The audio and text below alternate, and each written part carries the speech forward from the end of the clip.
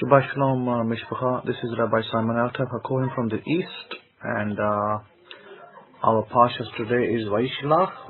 Before we look at the Parsha, I have a little joke for you. Actually, this joke is literally true as well, but I thought I had a little laugh and I looked at it. But let me give it to you. 3 guys are fishing when an angel appears. The first guy says, "I've suffered from back pain for years. Can you help me?" The angel touches the man's back and he feels instant relief. The second guy points to his thick glasses and begs for a cure for his poor eyesight. When the angel tosses the lenses into the lake, the man gains 20/20 vision. And the angel turns to the third fellow. He instantly recoils and screams, "Don't touch me, I'm on disability." This is literally true, I tell you, because in America, people want to go on disability. I'm not saying for those that are genuinely on disability, those with genuine problems, but I've known people who deliberately want to go on disability so they can claim benefits. This is, by the way, not just America.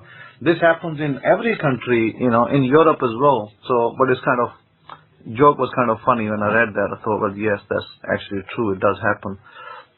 Now, our Parshas today is Parshas Vaishlach, but before I speak about our Parsha, I wanted to point out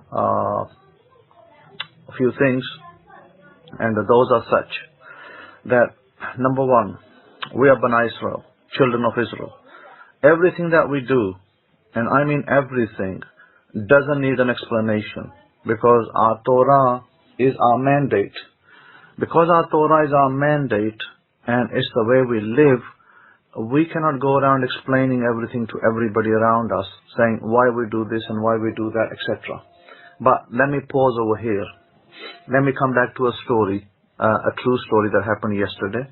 Yesterday I went to town, and I wanted to buy some New Year, New Year, New Year lights and things that you put up in your home for Happy New Year. And I said to the man, I went to the man, this man had a shop upstairs in a tiny, not in a tiny, but in a, relatively roomy space, but it was totally out of sight. And as I was going through the bazaar, this shopping place, it's totally packed out, woman hitting woman, it's so close, there's so many women over there come to shop because of Christmas season and New Year season. Everybody's out shopping, plus there's marriage season over here.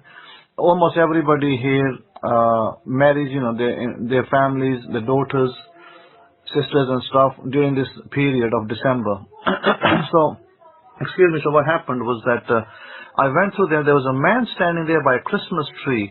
He had like an artificial Christmas tree, probably a Muslim guy, and he points me upstairs. He says, "Go upstairs, you'll find a store over there that will cater for a lot of different stuff," because I was looking for some ornaments as well, like some decorative pieces for the home. And so I said, okay. So we went up, with the Aisha, I went up through these narrow stairways upstairs and came through this room, and there was, written that, the man said, "Please take your shoes off outside." Took the shoes off, went inside, and he had carpeted floors, and he had, oh my goodness, all sorts of ornaments in there, wind chimes, beautiful, beautiful ornaments, crystals, you name it. He had a lot of stuff over there. But he had a lot of Christmas trees. He was selling plastic Christmas trees. He was selling decorations, lights, and all sorts of things. So I greet the man, I greet him, and I sit down. You can sit down on the floor, or you can sit down on the chairs. So I sit on the floor, and the man says to me, listen to this conversation. The man says to me, "Brother, what would you like to eat?" And I said to him that, he said, "No." I said, "No, I'm okay, actually. I'm not really hungry." He says, No. He said, "Don't think of me. Don't think of yourself as a customer." He said, "Just tell me what you would like to eat. Would you like ice cream? Would you like some other sweet dish? What would you like to eat?" So the man said to me, he said, no, don't think of yourself as my customer. He said, I want to get you something to eat, and I must get you something to eat. He says, "What would you like?" He said, offered me 2 dishes, or he said, offered me food, and I said, okay, you can get me some ice cream, real nice ice cream, made of milk and really, kind of local delicacy. So he said, okay, no problem. He opens a window, he has a little side window. He opens it and he shouts out to a boy on the street, says, bring, ice cream. I said, just bring one ice cream, don't bring two. Me and my Aisha will share it. So I said, okay. So he brings an ice cream. He stands up an ice cream and, the ice cream comes up, we kind of share the ice cream between me and my Aisha. Really nice taste as well. And we sit down, he goes away. He leaves his shop empty. He goes upstairs because he apparently lived upstairs in his flat.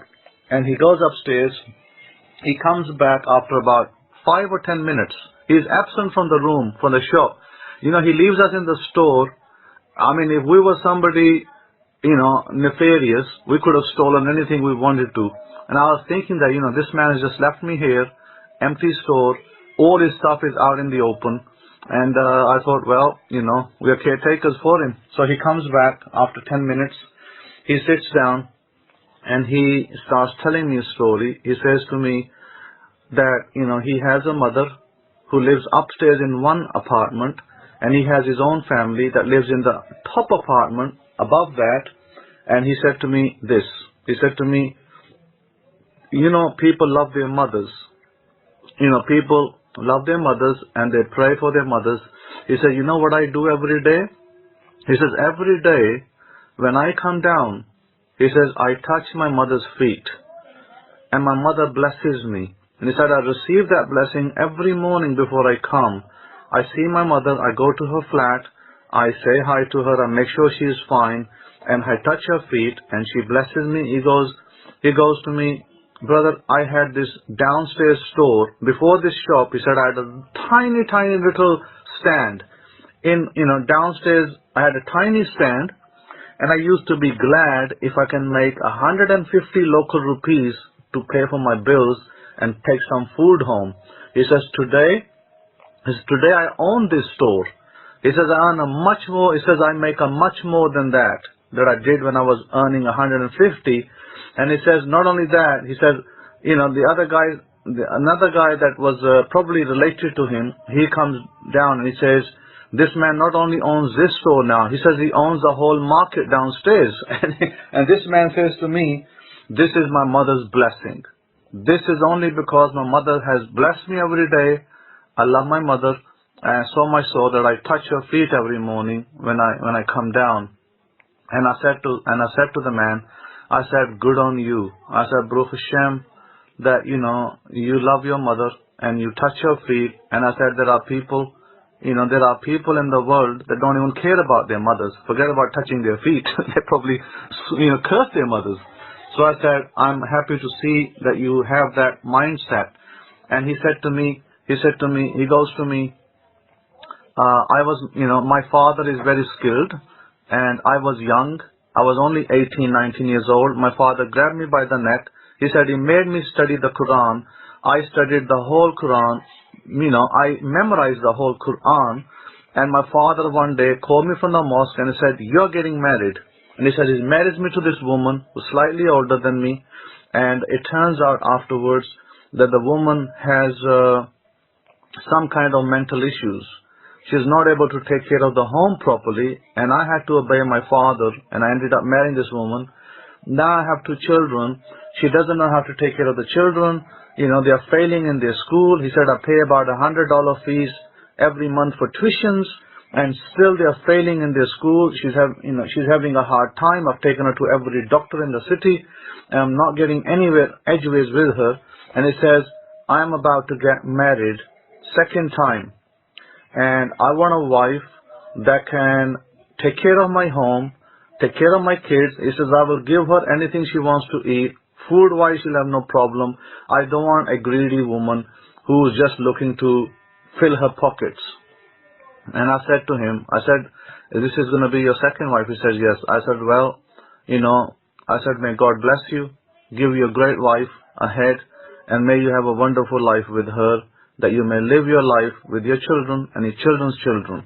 And I gave him a blessing, and he says to me, brother, what do you want to buy? I said to him, I'd like to get what I'm looking for is a eagle that spread its wings.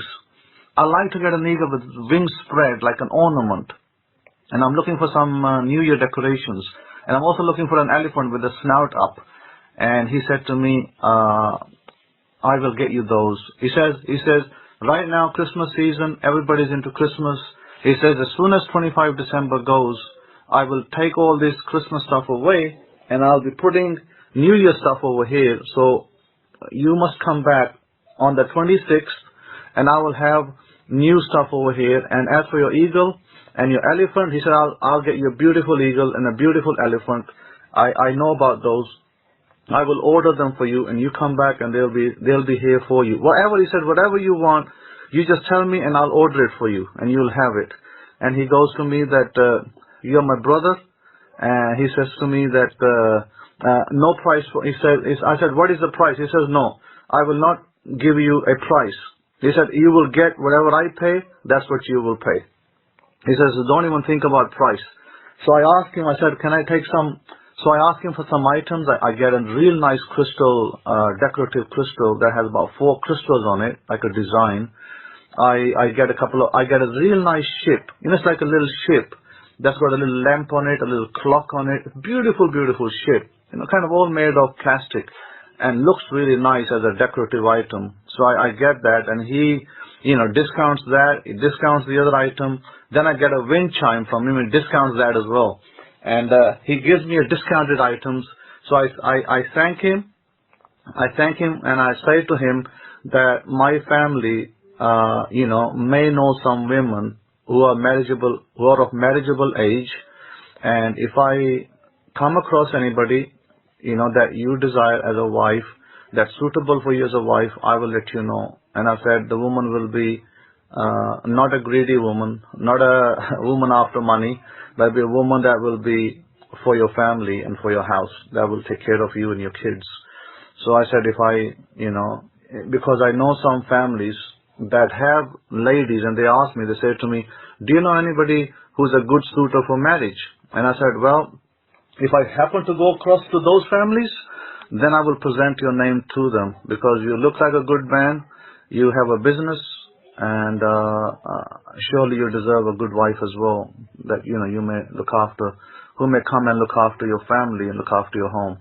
So Baruch Hashem, Yahweh, what a wonderful, you know, what a wonderful testimony of somebody who doesn't know me, and he sits me down, treats me like a king, and he, you know, offers his brotherly love to me. And I was like, wow, you know, God has really brought me here to these people.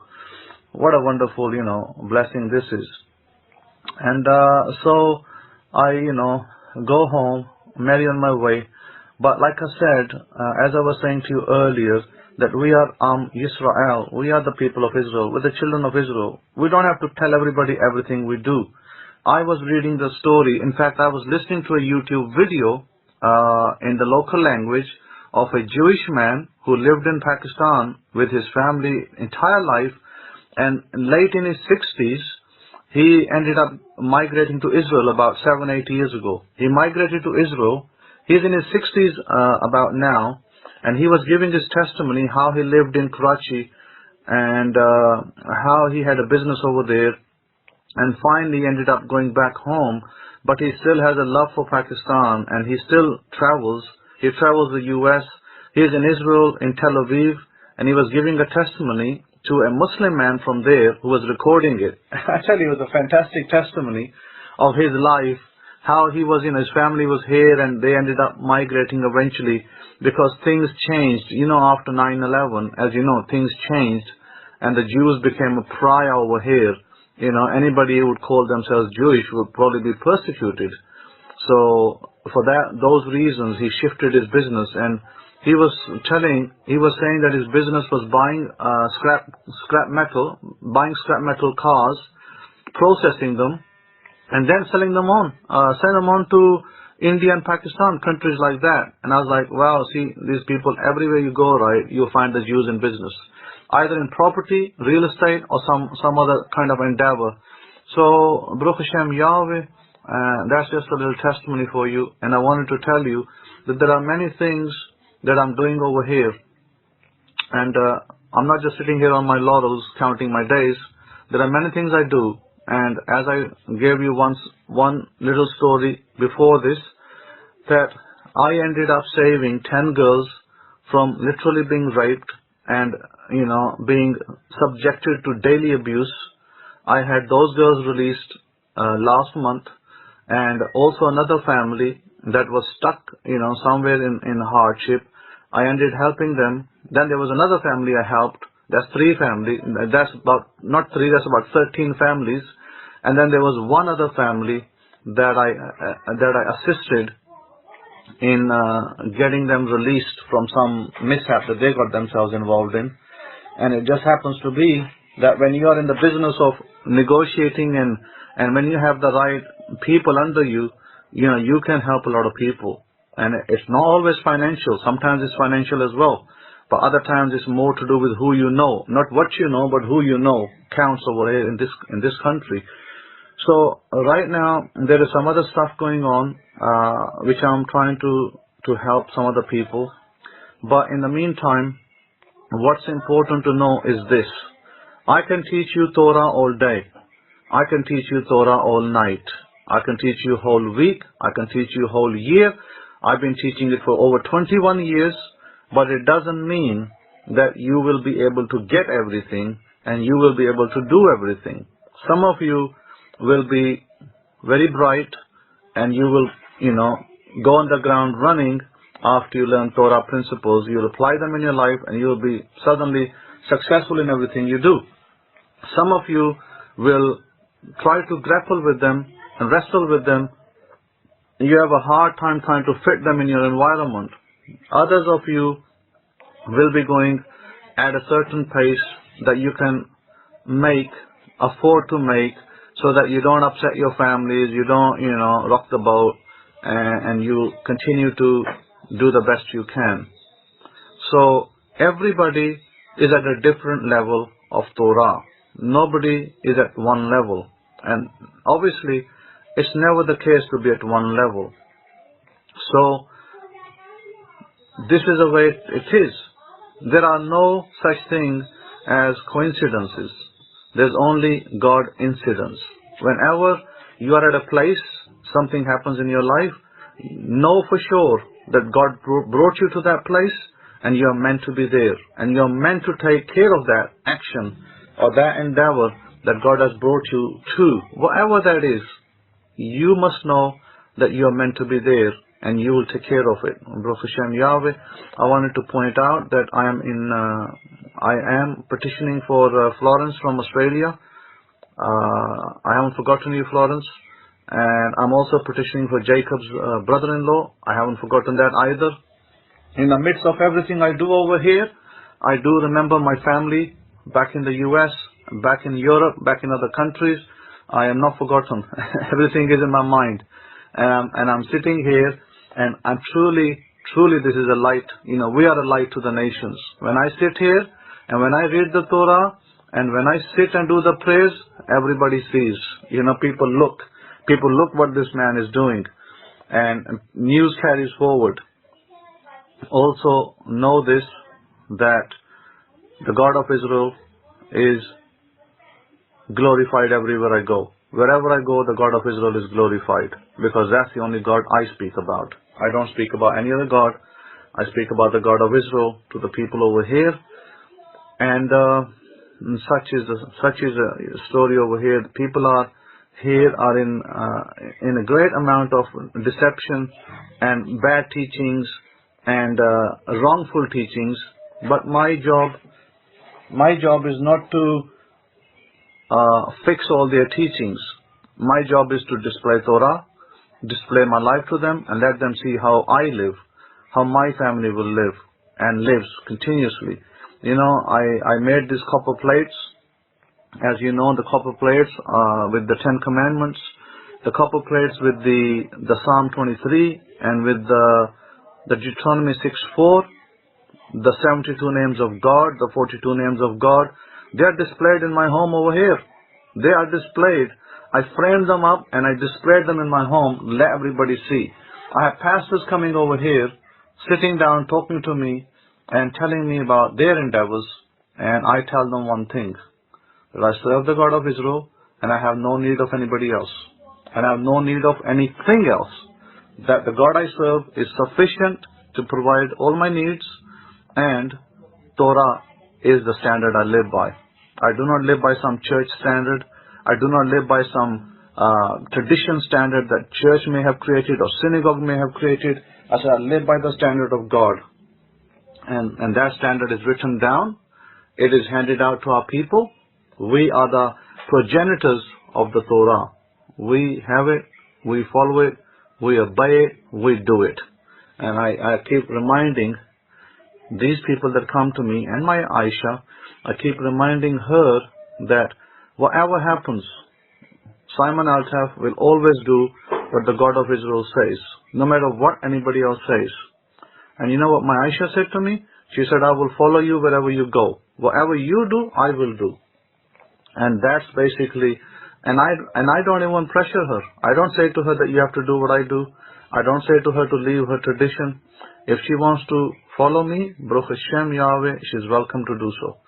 So this is where I am. And so with this, I wanted to show you the Parsha 8, Wa Ishlach. In Genesis 32, it says as follows. Then Yaakov sent messengers before him to Esau, his brother, in the land of Seir, the country of Edom. And he commanded them, saying, Speak thus to my master, Esau. Thus your servant Yaakov says, I have dwelt with Laban and stayed there until now. I have oxen, donkeys, flocks, and male and female servants, and I have sent to tell my master that I may find favor in your sight. I want to stop here and explain something to you.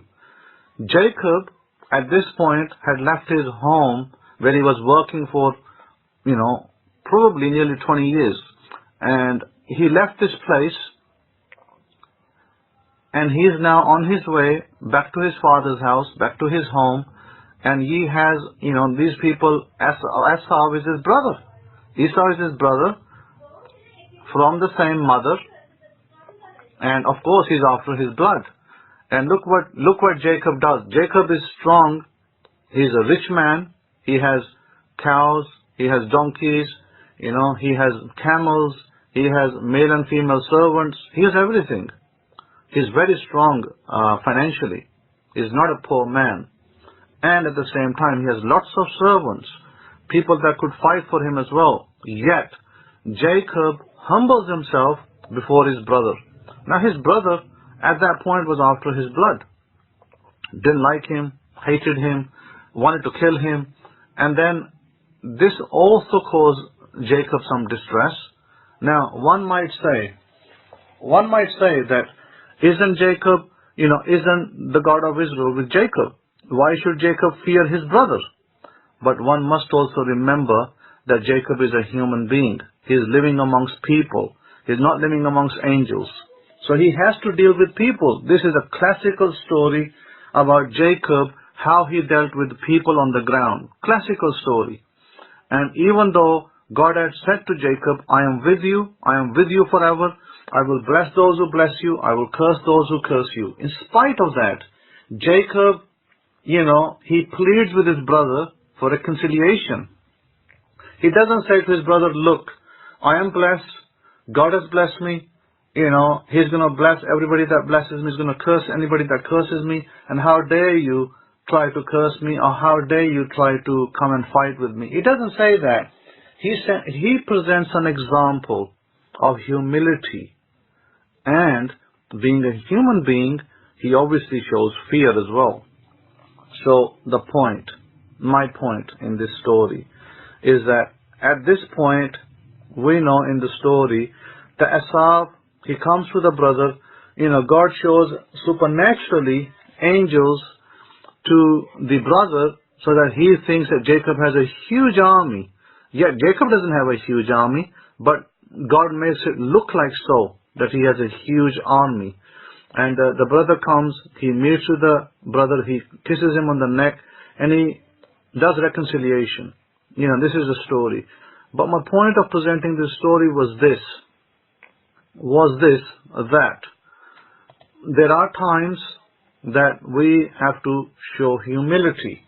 not because we are weak or because we are fearful. And fear is a natural reaction. So it's naturally to be fearful as a human being. It's natural for us to go through problem areas. It's quite natural for us to have times of ups and downs. It doesn't mean that everything is going to be on the up and up. Sometimes we have to go through difficulties. Sometimes we have to go through successes and failures. These are all part and parcel of life. So my point to you is that you don't have to go around explaining to everybody why you do what you do. We are not here to explain everything to everybody. Hence why it's very important. Some matters have to be kept private to yourselves. Of course, you can discuss them with your rabbis. If you have an issue, family issue that needs dealing with, you can discuss it with Rabbi Kefa, myself, or any other rabbis that we have in our midst. But, I would suggest that mostly that sometimes, talking about your immediate family members, brothers, sisters, cousins, and so on and so forth, some matters you just have to keep private from even those people, because they may concern you, your spouse, maybe somebody else, maybe your spouse's family, etc. Not everything has to be illustrated, and you don't have to go around explaining to people why you have to keep the Sabbath, or why you don't celebrate Christmas, or why you celebrate Hanukkah or don't celebrate Hanukkah. You don't have to explain any of that. In fact, Christmas is around the corner. I would encourage you to visit your families, give them Merry Christmas, wish them Merry Christmas, be happy with them, be jovial, be at peace with your families, be kind to them. Always I encourage you to be kind to your families and be merciful to them. And at the same time, if your spouse, there will be issues, there will be scenarios where your spouse may be church going and maybe she likes to celebrate Christmas, so be it. So let her go to church and let her celebrate Christmas. Be happy for her, be loving to her, love her, be kind to her. Remember, in everything in life, be kind to people. Even when people are nasty to you, and it's very difficult to be kind to people when they are nasty to you. But I always will encourage you to be kind to people. Not be nasty to people. Be nice to them. Be good to them. Because through this kindness, through your goodness, is what will come out the light of Torah. What will come out is what you do as a person, the laws that you aspire to, the laws that you keep as our laws. And Baruch Hashem Yahweh, that God will bless you tremendously for that. Assure from myself that you'll be blessed tremendously when you do this. And I have myself done this over here, and I have done it when I was in the US, and I've done it when I was in England. Talking about England, there's an election in England today, actually, because I'm pre-recording this lecture before the Shabbat. So there is election today in England, and we'll hear the results tonight. I wish them well. I wish everything goes well for the nation of England and United Kingdom, and I pray that all will be well for the people of Great Britain, and the mighty nation that it is, the mighty nation it will stay, and the mighty nation of the US will stay mighty. And I know that the president of the US, our President Trump, he's been, many allegations have been made against him, and they're trying to bring impeachment against him. Well, I wish well to our president, and may he stand strong amongst all those allegations. May he stand strong, and may he stand mighty, because our nation represents symbol of light to the other nations. And to me, it's important that we have a strong president, that one has a strong voice, and one can act strong policies that help the people, help our country, help our nation. I'm all for our president imposing tariffs on China, because that will bring in wealth, that will bring in billions of dollars of money, that will help our country, for infrastructure, for other things that we do. It will help those things, and I think that bigger scheme of things, it's all relative, and it's important for our nation to do this for themselves, for our people in America. Baruch Hashem Yahweh, that has given us such wonderful places to live, given us homes, given us water, free, flowing water all the time, free flowing electric all the time.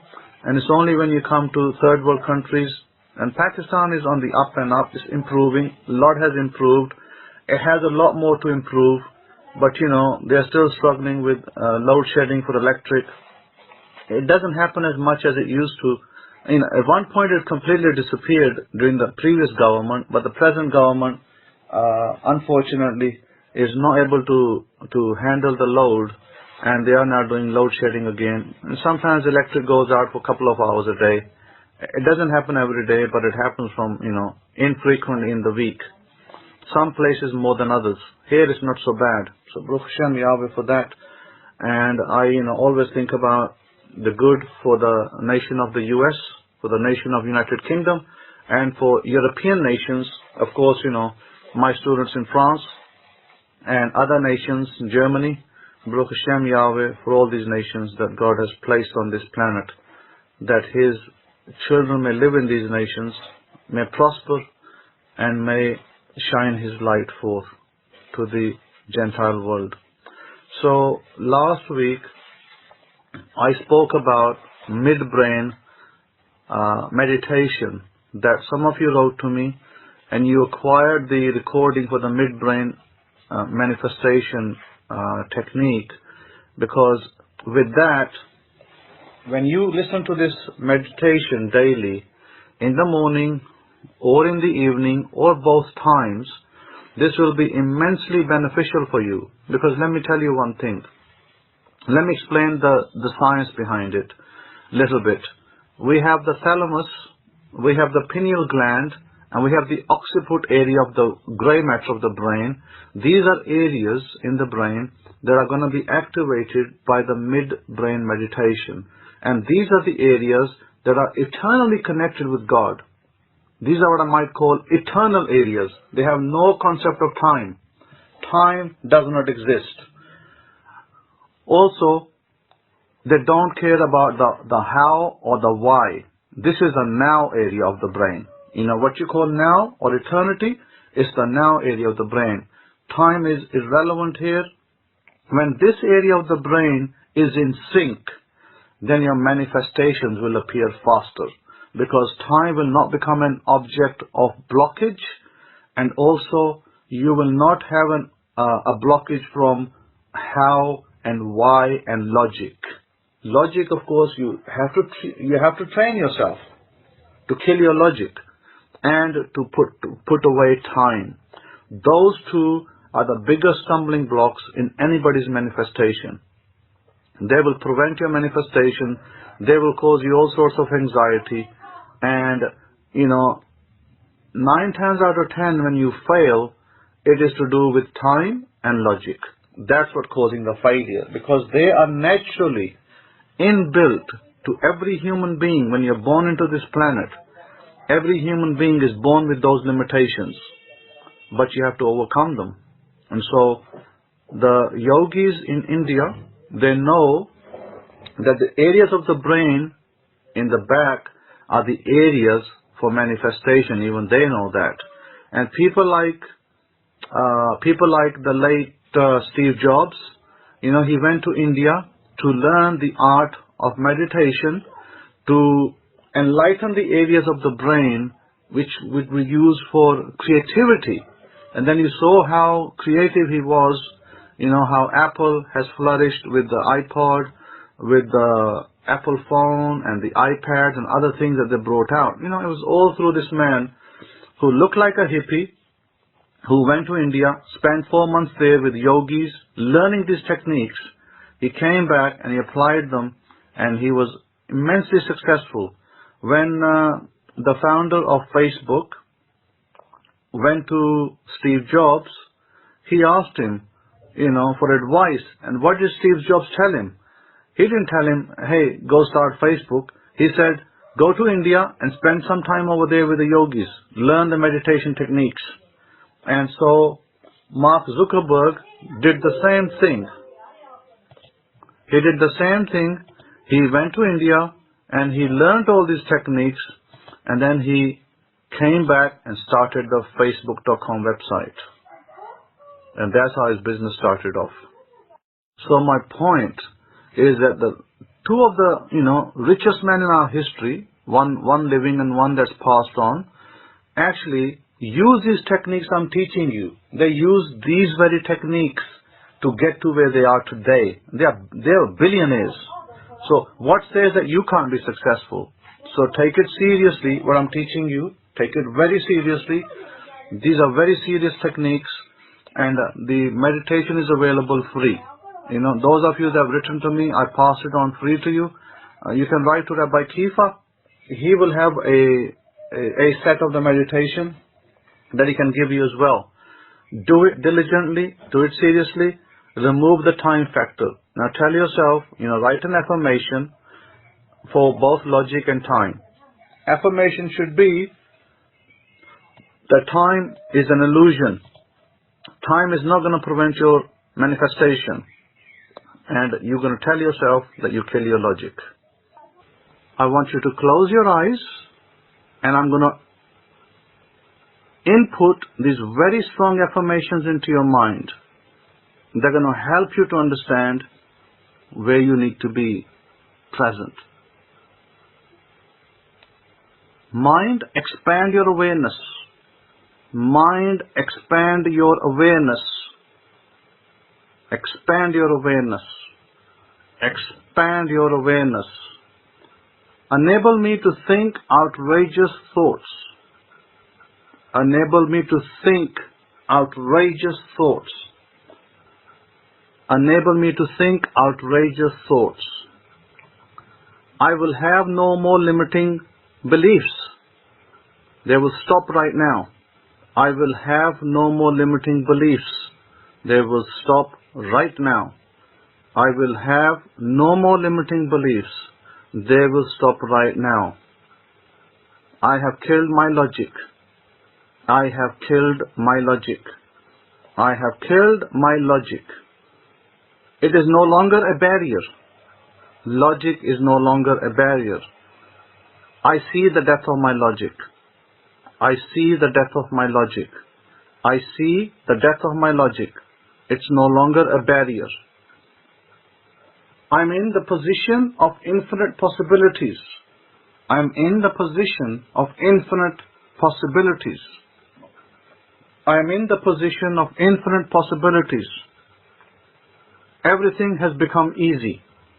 Everything is easy for me. Everything is easy for me. What I used to think was hard is now become so easy. What I used to think was hard and difficult has now become easy.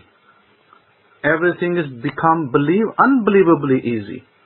Everything has become unbelievably easy. Everything has become unbelievably easy. I can do all things easily at once. I can do all things easily and at once. I can do all things easily and immediately. Expand your awareness. Expand your awareness. Expand your awareness. I can think outrageously. I can achieve outrageous things. I can achieve unlimited things. Let limiting thoughts in my mind stop right now. Let limiting thoughts in my mind stop right now. My logic is dead.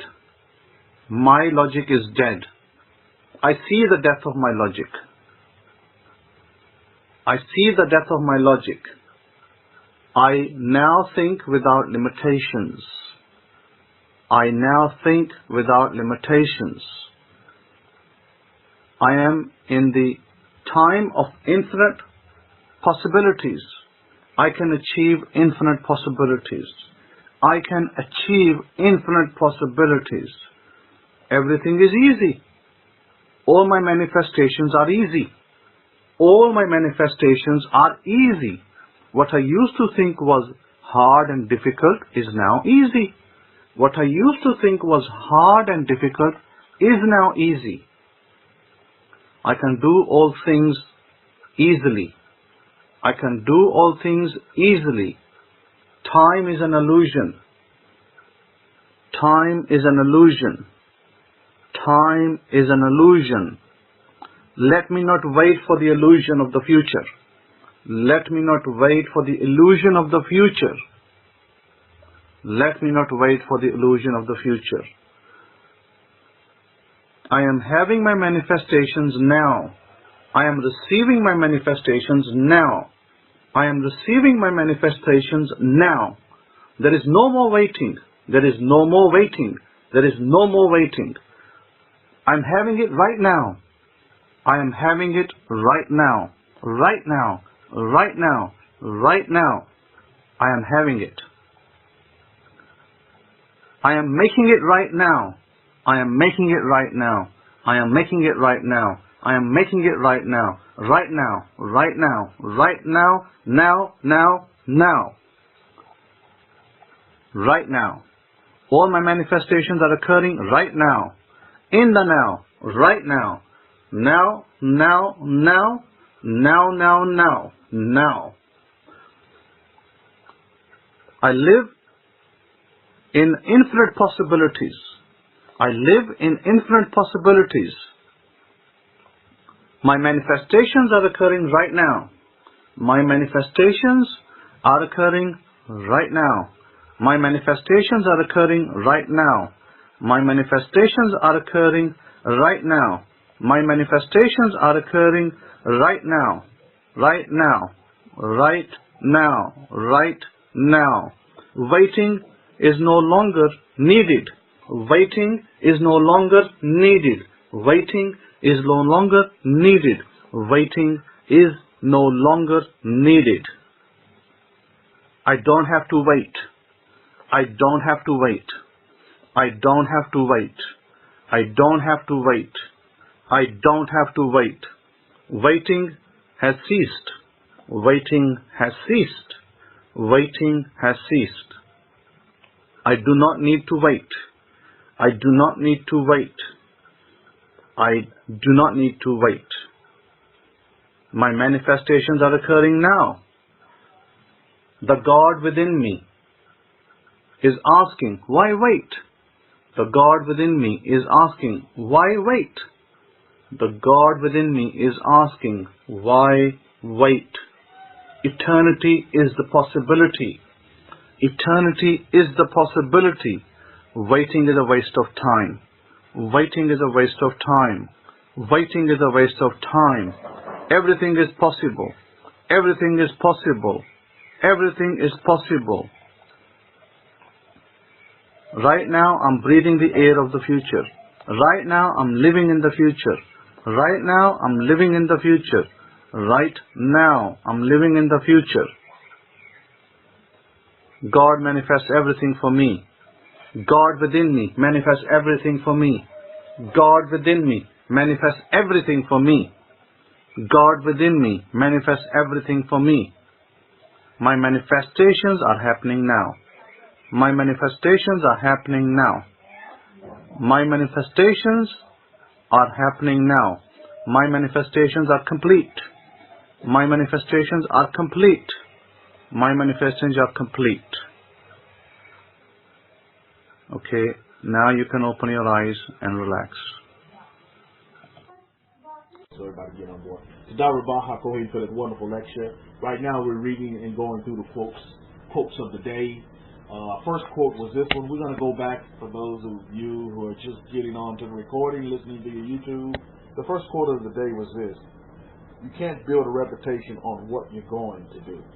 And in that quote from a very successful and famous person, I get this: don't procrastinate. The second quote we just read to the Mishpacha to the family was this one: one of the greatest discoveries a man or woman for that matter can make, one of his or her greatest surprises, is to find that he or she can do what he or she was afraid he or she could not do.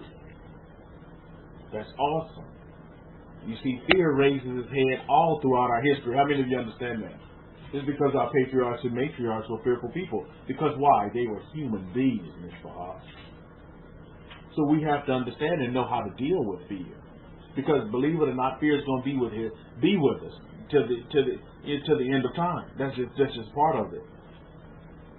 You see, because you can't just have courage without having the opposite of courage, which is what? Fear. So the universe has to balance out, right? We understand that. The yin and yang, the good with the bad, the happy with the sad. So if you have courage, what are you going to have? Fear. But what does Moses, what does the laws of Moses tell us? What does our books tell us? Moses left us with this, and I like to use this quote a lot. Be strong and be strengthened. Be strong and be strengthened. And if any of you have communicated with me with any bit of time, I'll probably text that to you as well. Be strong and be strengthened. Yeah, you're strong, but even on top of that, be strengthened. At those times when you feel weak, you can be strengthened. Profound statement as well from one of the greatest successors in Moses that ever lived, Bukashir. Is to find that he can do, or he or she can do, what he or she was afraid he or she could not do. You can. How many of you in this room want to be successful? How many of you in this room want to be happy? How many of you in this room want peace? You can do that which you say or think you cannot do. You know what came to me this week from me and Walkmo was this, is that we have to trust. How many of you put up a capital T in this room if you say, I trust, Rabbi, I trust. You must trust. Trust is like a bedrock of everything. Is that you have to be able to trust. Now you're saying, well, okay, well, who do I trust? You're saying, what? Who do I trust? I'll tell you. This came to me this week. I tell you, it's clear as day. Driving in the car. You have to be able to have the ability to trust yourself. You may trust Rabbi Kefa. You may trust Rabbi Simon Hakoyi. You may trust your mother. You may trust your father. But at the end of the day, none of that matters unless you do what, Mishpaha? Unless you have the ability to be able to trust in yourself. And maybe that's a question that you need to ask yourself. And then examine these next 6 days of labor. To see if you truly trust yourself. How many of you know what I'm talking about? Is that you have to have the ability to trust yourself. If you don't trust yourself, who can you trust? Think about it. A lot of failures, a lot of people stay on the failure side of life because they neglect to trust themselves. Trust the ability that they have within themselves to overcome any situation. You are an overcomer if you trust in yourself. But it seems like self, most of the time, tries to put you down. We don't even call it self, because we call it the mind. You'll start to have these battles with your mind, and before you know it, your mind will talk you out of trust. How many of you have been there? You can say, yes, Rabbi, I know exactly what you're talking about. To where your mind, nobody else is doing it to you. No, you didn't phone a friend and they gave you just bad advice. No, you just begin to rationalize. Let's put another word on it, logic. You just begin to legitimize, try to logic your way out of the situation. And logic won. You fought logic and logic won. Somebody, this is Western song. I fought the law and the law won. Well, you fought logic and logic won. You see? And we're always having these battles within ourselves. We're always having these conversations with ourselves. Whether we recognize it or not, it doesn't matter. They are happening. Your mind does not go to sleep. How many of you understand? Your mind doesn't take a break. Do you all understand that? Your mind does not. You could be physically asleep, but your mind is still working. Do you all understand that? So your mind is always working. Now, what the tools that you've been given, and the tools that we continue to be given, are tools that are going to help us facilitate to use the mind for the great tool that it is, and to put mind on the side of self and not on the side of mind.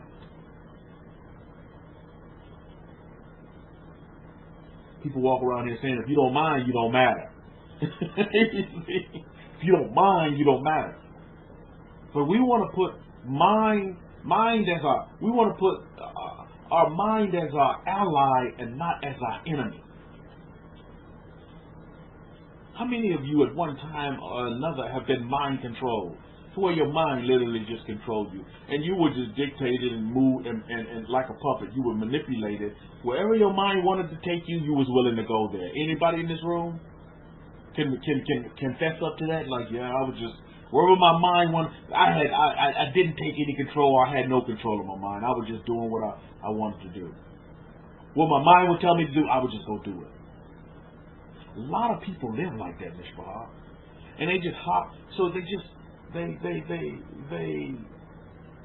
don't have a plan.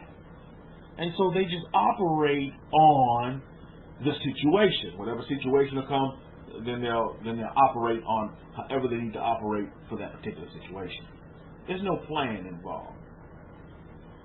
But if you know anything about the children of Israel, we had a plan from day one. From day one there was a plan. And even today there's still a plan. And tomorrow is a plan. And now is the plan. The plan is the plan is the plan. We just need to operate in the plan. You see? And don't be afraid. Don't have fear. Have fear, but be able to control it. Because, yeah, we can sit here and say don't be afraid all we want. But again, just like I told you, other fear is going to always be with us. Being afraid is always going to be there. But you just have to recognize it for what it is so that you can go on and conquer and do whatever you want to do. Being afraid is healthy. How many of you understand that? It's a human nature. It's healthy to be afraid. I want you to know, in these past 6 days of labor, has any of you been afraid? These past 6 days, as you examine, anybody been afraid?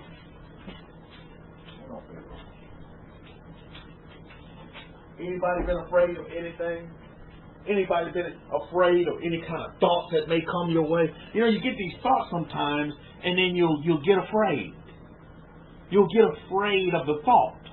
And then the thought is just a thought. It's just an imagination. And it hadn't even manifested into something real. So you live in that fictitious world of imagination. And you never start to live your life because you're anticipating the imagination. So enough of that, Torah. You know, being afraid and having fear are going to be with you and with us. With me as well.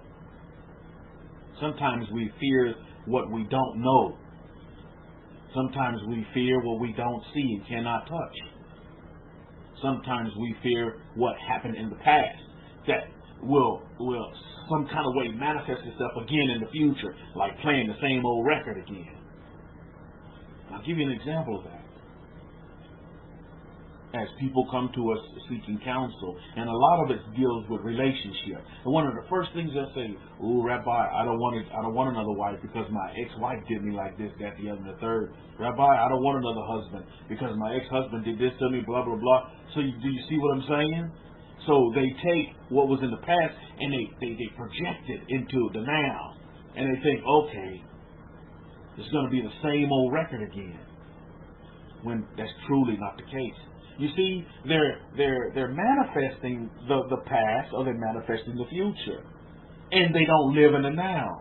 Do you see how you can get hoodwinked and bamboozled into being into living that way and not actually being, and not actually being present and living now?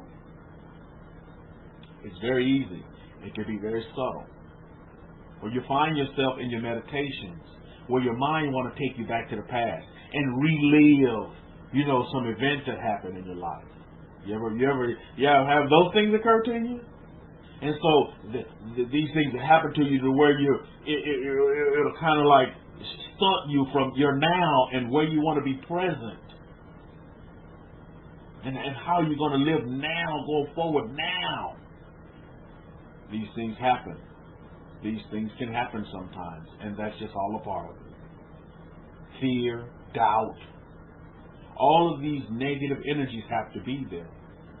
Because we live in peace, because we're full of joy, because we're full of happiness. So the other side has to be there as well. It's just that you just have to learn how to control it and manipulate fear and manipulate being afraid to help you be successful. Well, how can afraid help me be successful? Because you get in a fight or flight mode. And when you become afraid, then you'll start to fight. You see how you can use fear for energy and fuel? It's beautiful. It can happen. You've seen it on YouTube all the time. People do superhuman things as fight or flight kicks in, and you see this one man lifting up a car by himself to save somebody. You see it on the news. They do these like superhuman things. Why? Because they was afraid of that person getting injured. They're afraid of that person dying. Fear kicked in and they began to fight.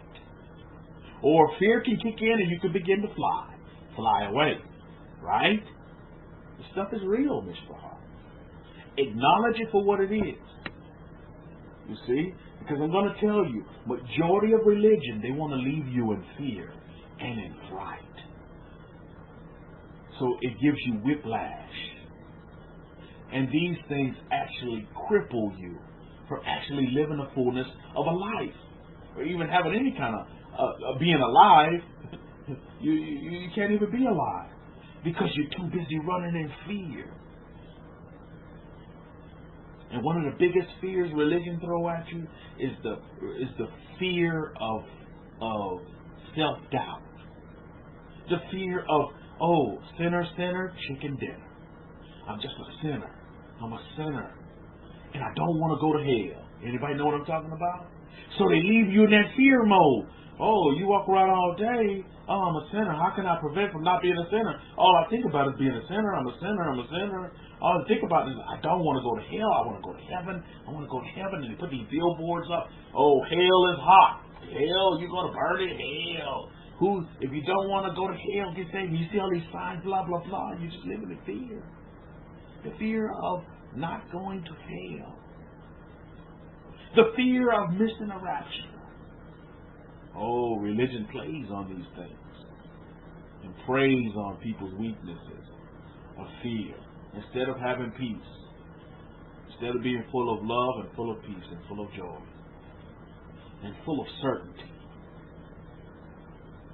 Most of the news media today want to leave you in uncertainty and in doubt and fill you with a bunch of gossip and lies and deceit. You have to be careful not to receive these things, Mishpachah. This is the kind of world that we live in as we're dispersed in these nations. How many of you in this room going to celebrate Hanukkah? Put up a capital H or a C, however you spell it, if you're going to celebrate Hanukkah. Going to celebrate Hanukkah, put up a capital H or C, if any of you, is that part of your traditions as a family to celebrate Hanukkah. I think that's one of the greatest traditions to have, is to celebrate Hanukkah. Celebrate the festival of life. Because guess what? You are light, aren't you? How about celebrate you for a minute? Celebrate of light. In the darkness, you got light. Celebrate life. Baruch Hashem. For those of you who are celebrating, and for those of you who are not, no worries. Yeah, Tim, I was wondering what that J was for. I was like, okay, maybe Jesus? I don't know. I was trying to take a guess on the J. Maybe King James is Jah? Instead of Jah, I don't know. But yeah, to die for that. With your Hanukkah, H Hanukkah.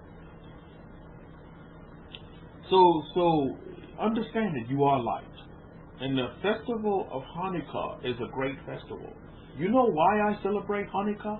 Because when I came into the knowledge of the truth, I realized that what they call the King James Bible or the New Testament at the time of my understanding, and when I did get the hidden truth, well, it was the Abrahamic-Faith Bible at that time, the Exarm Study Scriptures. Do you all realize that Jesus, Yeshua, celebrated Hanukkah? If you don't believe me, go look it up. The Festival of Lights, the Master Yeshua, he celebrated that. Did anybody else in this room beside me know that? Put up a capital K if you knew that. That Jesus of Nazareth, he celebrated Hanukkah. So, if it's good enough for Jesus to celebrate as a tradition, wait a minute. That's not one of the mandated festivals that we see in Leviticus chapter 23. But yet, Jesus celebrated Hanukkah. What is that telling you? It's custom and tradition. It's not all bad. There's nothing wrong with celebrating. It has a great meaning behind it. So when you see your neighbors with all these Christmas lights up, I say, Baruch Hashem. They understand that Jesus is the light. That we are the light of the world. I wrote something down here that I wanted us to explore for a minute. Can anybody name the most generous country? Maybe we ought to Google that. What is the most generous country in the world today? Anybody want to do that research for me real quick on Google or whatever you want to use? I don't know what it is. I'm just coming off the top of my head. This came to me actually this morning from being Baltimore. What is the most generous nation on the face of this earth? Did anybody Google it? Let's put some fact to it. Is it the U.S.? Everybody's saying U.S. U.S. was. Yeah. I mean, don't just say U.S. because you live in the U.S. now. Could be the U.K. Could be, I don't know. Hey, could be Saudi Arabia. They got a lot of money. Are they doing a lot of giving? I just was wondering, what country is the most generous country on the face of this earth? And I didn't take the time to Google it, because I just thought I'd bring it out to the Mishpahah so we can kind of see where we at. Everybody's saying U.S. Anybody have any objections to the U.S., United States of America, America being the most generous country on the face of this earth? Any seconds? Any opposition? Anybody in disagreement? Wow. Crickets in the room. Wow. What does that tell you, Mishpah? It can say many things. Interesting, isn't it? Interesting, isn't it? Totally interesting. Here's the last quote. Listen to this one. Vision without execution is just a hallucination. Wow! A lot of you all were talking about this earlier. Vision without execution is just a hallucination. Anybody want to take a gander with these three quotes that I just gave you this morning? Anybody want to take a gander of who this person is? Very successful. Vision without execution is just a hallucination. Wow. I'm going to put that one into practice, Mishpah. I'm going to use that one. That's a powerful quote from a successful person. See, you can have all the vision in the world. Some of you, you write the most greatest aspirations. You do the most wonderful, journaling. But if you don't execute on it, it's just an hallucination, isn't it? It's just another Asian word, procrastination, isn't it? Vision without execution is just an hallucination. Well, Shane, y'all, don't get angry. Shane, y'all, let me put that out. Don't get angry, because I know you don't. You probably get a good laugh about this one. But all of these three quotes come from a very famous man, and his name is Henry Ford, who Shane, y'all, doesn't work for. Just full disclosure, Shane, y'all. So this is from Henry Ford. How many of you know what Henry Ford did, Mishpah? Henry Ford. How many of you know what he did? Born July 30th, 1836, and last breath on the face of this earth was April 7th, 1947. What did Henry Ford do for you? Torah says car. Okay, there you go. Car. Full disclosure, I drive a Ford to work. I'm driving Henry Ford's car. Anybody else? Perfected an assembly line to make cars affordable. Okay, Eddie, sit down for that. Henry Ford, an American captain of industry and a business magnate, the founder of the Ford Motor Company and the sponsor of the development of the assembly line technique of mass production, Baruch Hashem, for Henry Ford. So if any of you are driving any kind of automobiles, you still need to give some thanks to Ford. Baruch Hashem, this day, for his work on the face of this earth. You see? So it's very important that as we go through this wonderful gift of presence, this present gift of life that we've been given, is that we always look to learn something today that we did not know yesterday. What have I learned today that I did not know yesterday? You see? It's always good. Not only does it exercise the mind, but it keeps you sharp, keeps you fresh, keeps you exuberant, keeps you young. How many of you want to stay young?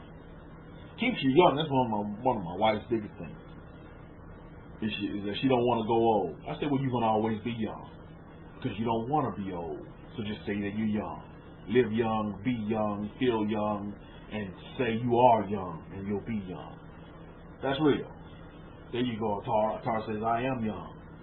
That's right. Baruch Hashem. So, I tell you, awesome quote. I got to read that one again for the YouTubers, man. Awesome quote. Quotes from Henry Ford. He says, vision without execution. How many of you have vision this day? This is not a day. How many of you have vision on Shabbat? How many of you have vision? Anybody have vision? Put up capital V. If you say, I have vision. Vision. Vision. V for vision. Anybody have vision? Vision without execution. How many have vision? How many of you see yourself present now, and you see yourself present now, and you know what you want to do now, and you're doing it now, and you are now doing your vision. And you see your vision just as real as it is real as it is real. Because it is real. It's real. It is real for you. Vision without execution is just an hallucination. Brilliant. Rabbi, and I honor your life. I honor your life, Henry Ford, and I thank you for what you've done with the gift of life that you've been given. As we read your quotes today, you've been gone for many years, yet your words still carry. And that's what we want to talk about this day, as I open up my lecture. This is what we want to talk about this day, Mr. Hall. This is exactly what we want to talk about. The power of words. Or not just the power of words, but this. What did you say? That's the title of my lecture. What did you say? How many of you are on guard about what you say? How many of you? How many of you are on guard about what you say? Put up a capital G. You can say, I'm on guard about what I say. I guard what I say. I guard the words that are coming out of my mouth. What did you say? When you look at these past 6 days of labor, did you examine yourself and say, did I guard what I said? Truly, was I on guard with the words that were coming out of my mouth? I mean, because we're going to uncover some things in this portion that's so very important to understand. You know, what you say is vital. Do you all understand? Thank God for your responses, by the way. Do you all understand the value of what you say? How many of you are with me? The value of what you say, you can change the world with what you say. I'm reading you books from quotes about what people said. And it's powerful, isn't it?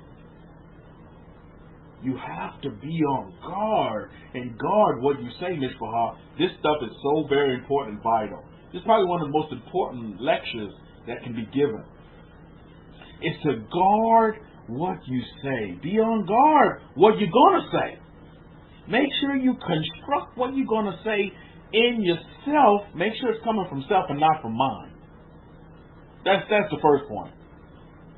Because how many of you have been in this circumstance or in this experience to where you have an argument with somebody and you say things that you really didn't mean. And you say, oh, you know, I said that thing in anger. I really didn't mean it. I really didn't mean what I said. Because I was angry, I just said blah, blah, blah, and stuff just came out. This is what happens when you're not on guard with what you say. We're told in our books is that life and death are in the power of the tongue. And that's so very true. And we're going to see that brought out in this parsha as well. Life and death are in the power of the tongue. Now, I want you all to use this as a case study for 2020. I mean, 2020 is just a few weeks away. Can you believe that? 2020. Baruch Hashem. We're going to throw a big party here at the Kefa and celebrate. 2019 has been a great year. 2020 is going to be greater. Even greater, Mishpachah. But you see, what we have to do here is that we're going to do a case study for 2020. Now, I want you all to look at this, especially if you're here in America. Some of you have already seen it in the UK. When you look at leadership and what leadership says. Now, I just want to take the election, and congratulations to Prime Minister Boris Johnson, what they call a Bojo. Congratulations to Prime Minister Bojo and his success on his election, and just annihilating and just totally destroying and just a total win. Anybody in the room right now from the UK? Anybody UK? Anybody in the United Kingdom? Lion Princess, congratulations. And you will probably even have your case studies already done, but our case study is coming up in 2020.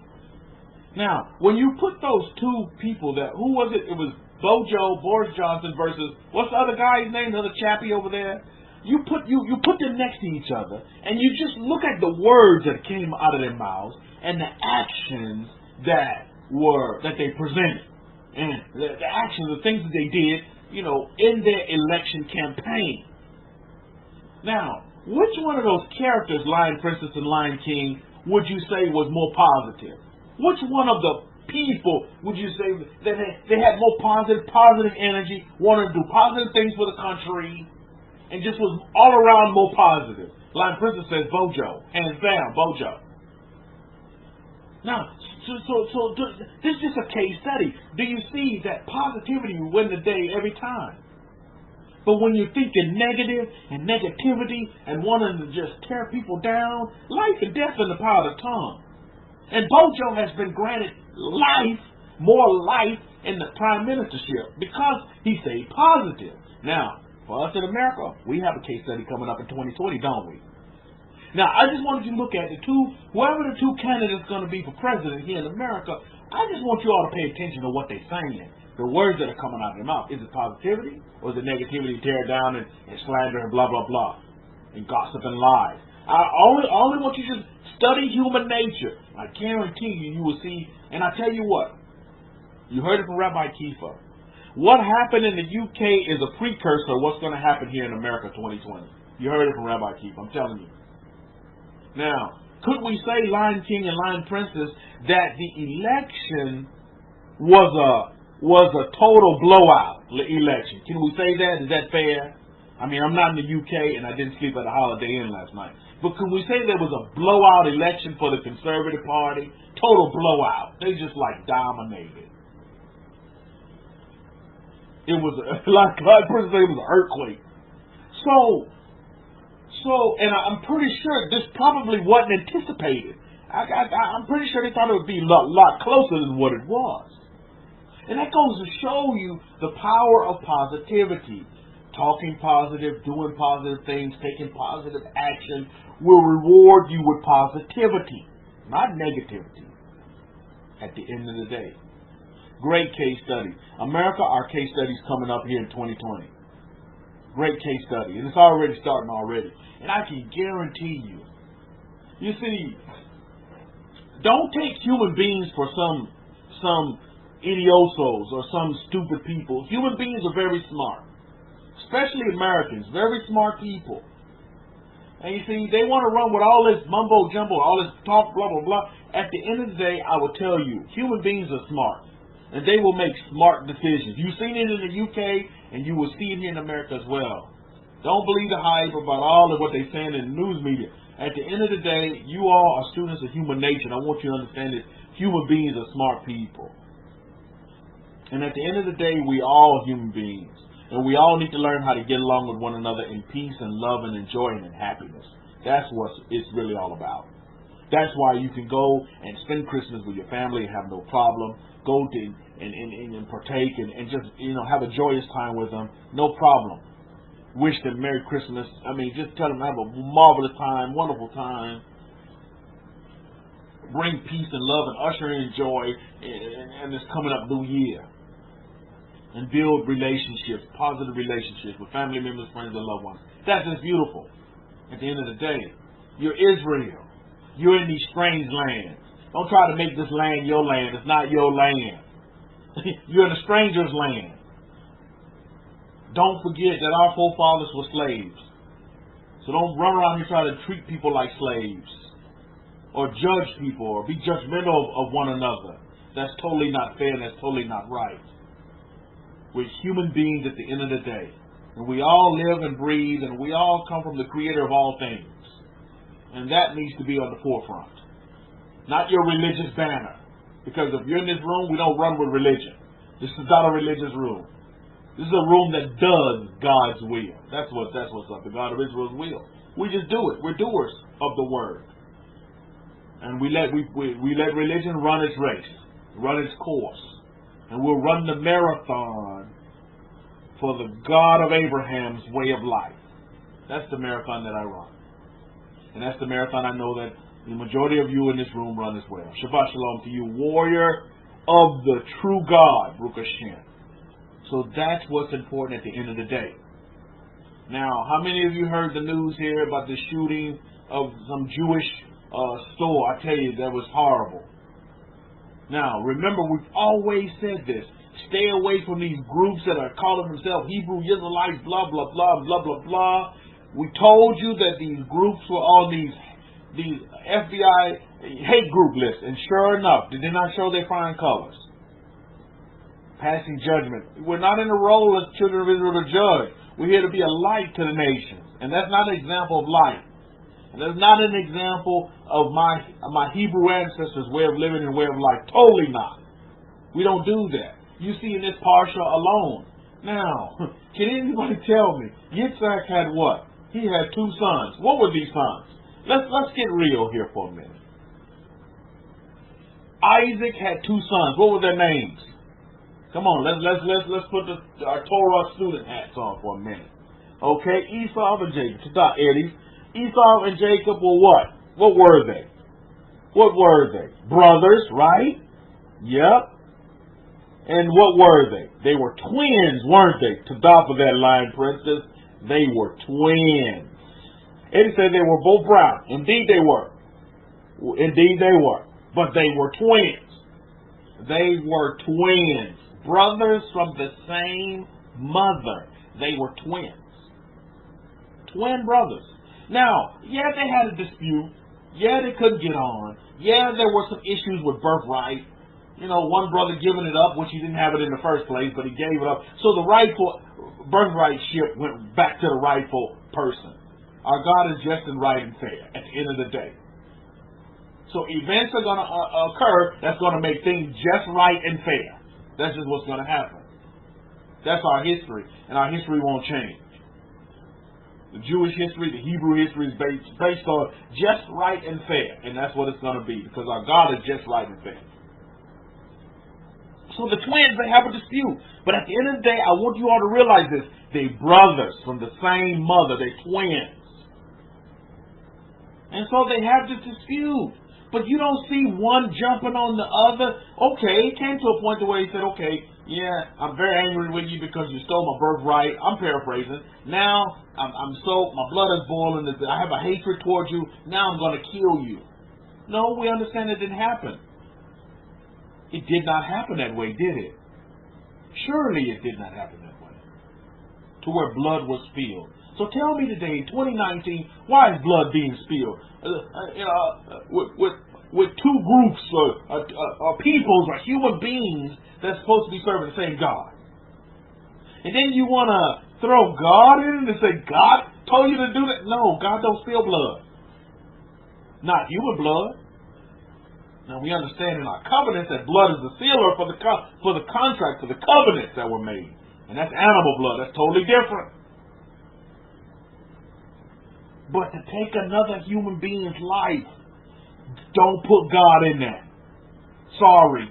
You can't put God in that. That's not just right and fair. That's copping out. That's an excuse. And that's just very untruthful, by the way. So we have to look at today's instance and say, okay, number one, these people were a hate group. They fostered energy of hate. And that's not of our Hebrew way of life. That's not of our Jewish way of life. That's not what the laws of Moses dictate. And when you do that, you're going to shorten your life behind doing that. You see? A deed says a criminal act. Oh, a deed. You see, we don't operate that way. This is why don't associate yourself with none of these so-called groups out here that are totally unaware of the way of life of Moses and how we're supposed to live our lives. And truly what we've been put in these nations to do. We've been put in these nations for a purpose, Mishpah. To be a light. Hanukkah. It's all about being a light to the nations. Not sit here, on the destructive side of things. That's not what we're here to do. That's not our characteristics. It's not our way of living, our way of life. We're not here to judge anybody. It's so very important that we understand that. So what do you say? And you have to guard against what you say. What did you say?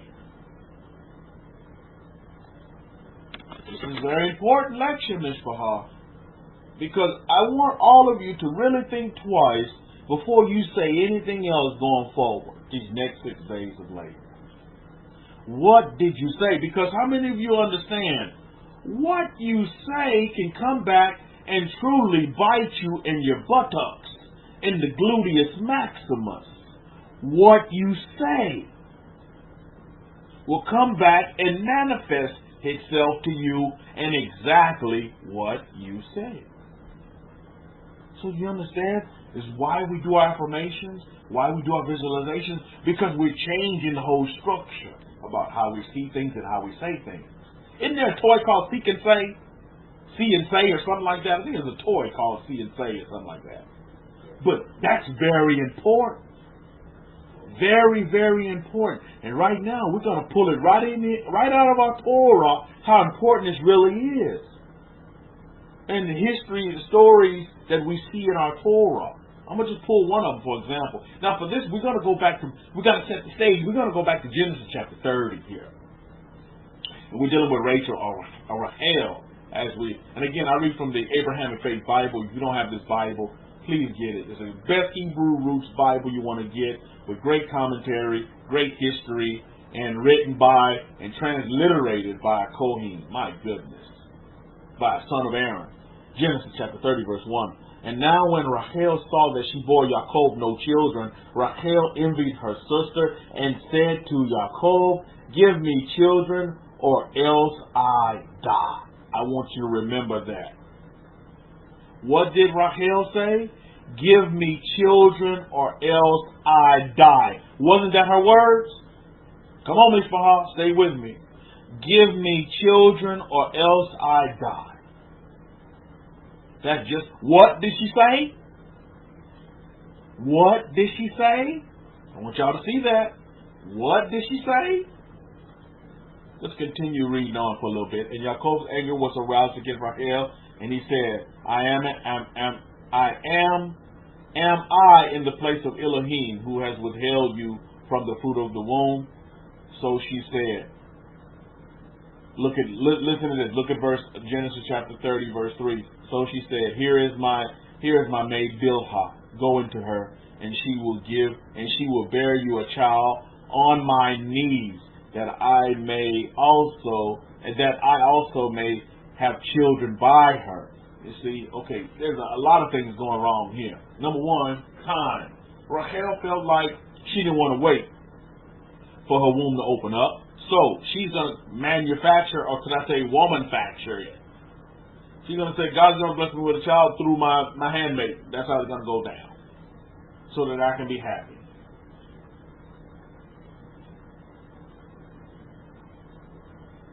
So that's reaction, default reaction number one that was set up for failure. Although children are no accident. So Bilhah conceived children on behalf of Rahel, on behalf of Rachel. But Rachel's whole thing was, before that she said, you give me children or else I die. Remember that. Give me children or else I die. Remember that. Now let's go down let's keep reading Genesis chapter 30 verse 4. Then she gave Bilhah her handmaiden as wife, and Yaakov went into her. Verse 5, and Bilhah conceived and bore Yaakov a son. Verse 6, and Rahel said, listen to what Rahel said. What did she say? Elohim has judged my case, and he has also heard my voice and has given me a son. Therefore I call his name Dan. Okay, there's Dan. For you Danites, Baruch Hashem. Genesis chapter 30 verse 7. And Rahel's handmaiden, or maid, Bilhah, conceived again and bore Yaakov and bore Jacob a second son. Verse 8. And Rahel said, listen to what she said. What did she say? With great struggle have I struggled with my sister. With great struggle have I struggled with my sister, and indeed I have prevailed. So she called his name Naphtali. What did you say? Stay with me. What did she say? Stay with me. What did she say? Now we're going to go forward. We're going to go forward now. We're going to go forward. Let's go to Genesis chapter 35. Let's start at verse 16. Genesis 35:16, again from the Hidden Truth Hebraic Scrolls or Abrahamic-Faith Bible. Then they journeyed from Bethel, and when there was but a little distance to go to Irad, Rahel labored in childbirth, and she had a hard labor. Okay? So we see Rahel's pregnant again. Now she had hard labor, right? Now, what did Rahel say earlier? She said, in Genesis chapter 30, verse 8, Rahel said, what did she say? With great struggle have I struggled with my sister. Now, all of a sudden, Rahel is having hard labor. That we see here in Genesis chapter 35, verse 16. Now, verse 17 of Genesis chapter 35. Now it came to pass when she was in hard labor. Remember, she talked about struggling with her sister. Now, what's she struggling with? She's struggling with hard labor. What did she say? What did she say? Do you see how your saying can be manifested into the physical world? Everything that you say. This is why we must guard what we say. What did you say? What did you say? Come on now. This is why it's so important. So important, Mishpah. Because your words can come back to either bring blessing to you or bite you in the backside, man. And I know majority of you don't want to be bitten in the backside. You want your words to bring blessing to you. So what did you say? That's why I asked you, what did you say? What did you say? I mean, those words are coming back and they manifesting themselves in real time, in real life. Wow.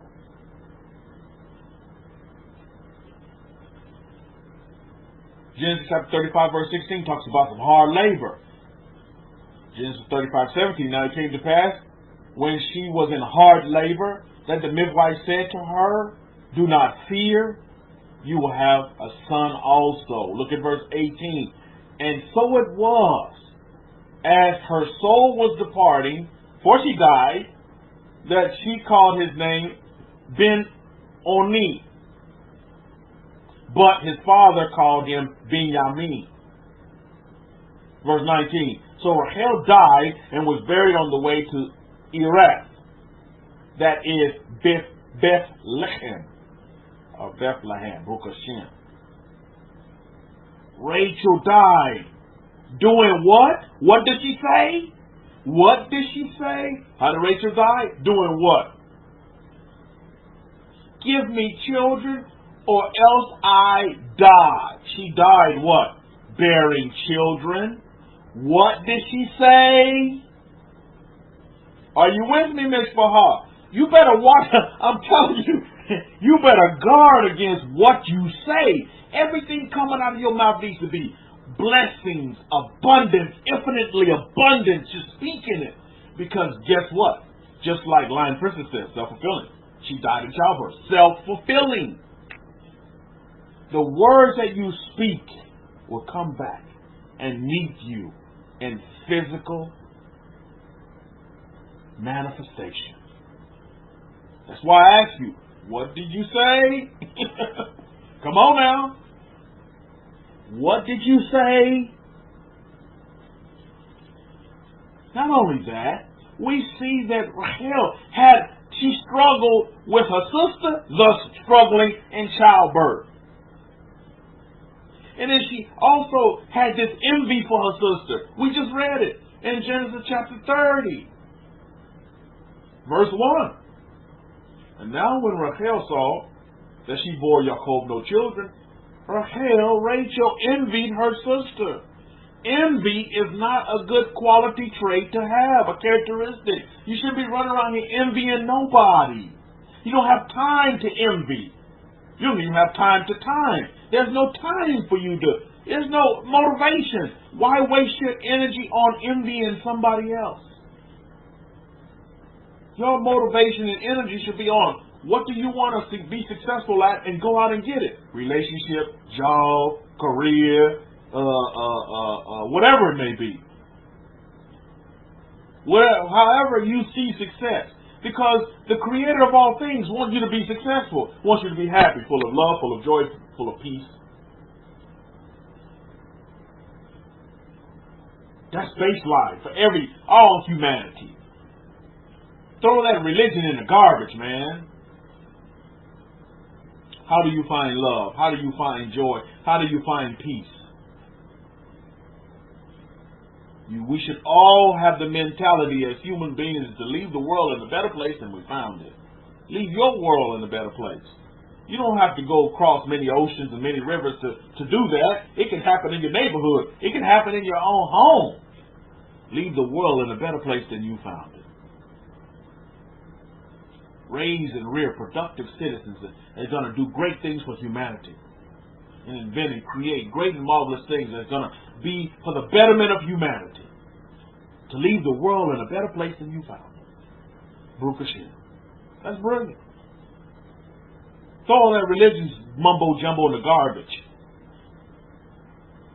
That religion is used to subjugate you, hold you down, leave you in fear, leave you in doubt, leave you in question. When you have a full life now, present for you right now. People ask me, how you doing? It's another day in paradise. Huh? This is paradise? I told this woman in Sam the other day, I said paradise is what you make it. She's like, well, is this paradise? I say, your paradise is what you make it. See, I'm always on guard about what I say. And I always, in everything that I say, I want to uplift people, not tear them down. I'm building you up. I'm taking you from your lowest low and bringing you to your highest high. And showing you through my words that you can achieve, through my action that you can be successful. And you can have whatever you want. I wanted a son, I have a son. Don't matter when I got the son, but it matters for everybody else. My father in particularly. Son, why is it taking you so long to have children? Are you gay? Are you like, you one of those, he does his little hand like that, does the in-betweener? He said, your soldier's okay, what's going on? I said, no, Pop, the sun's going to come when the sun comes, but I'm going to have a son.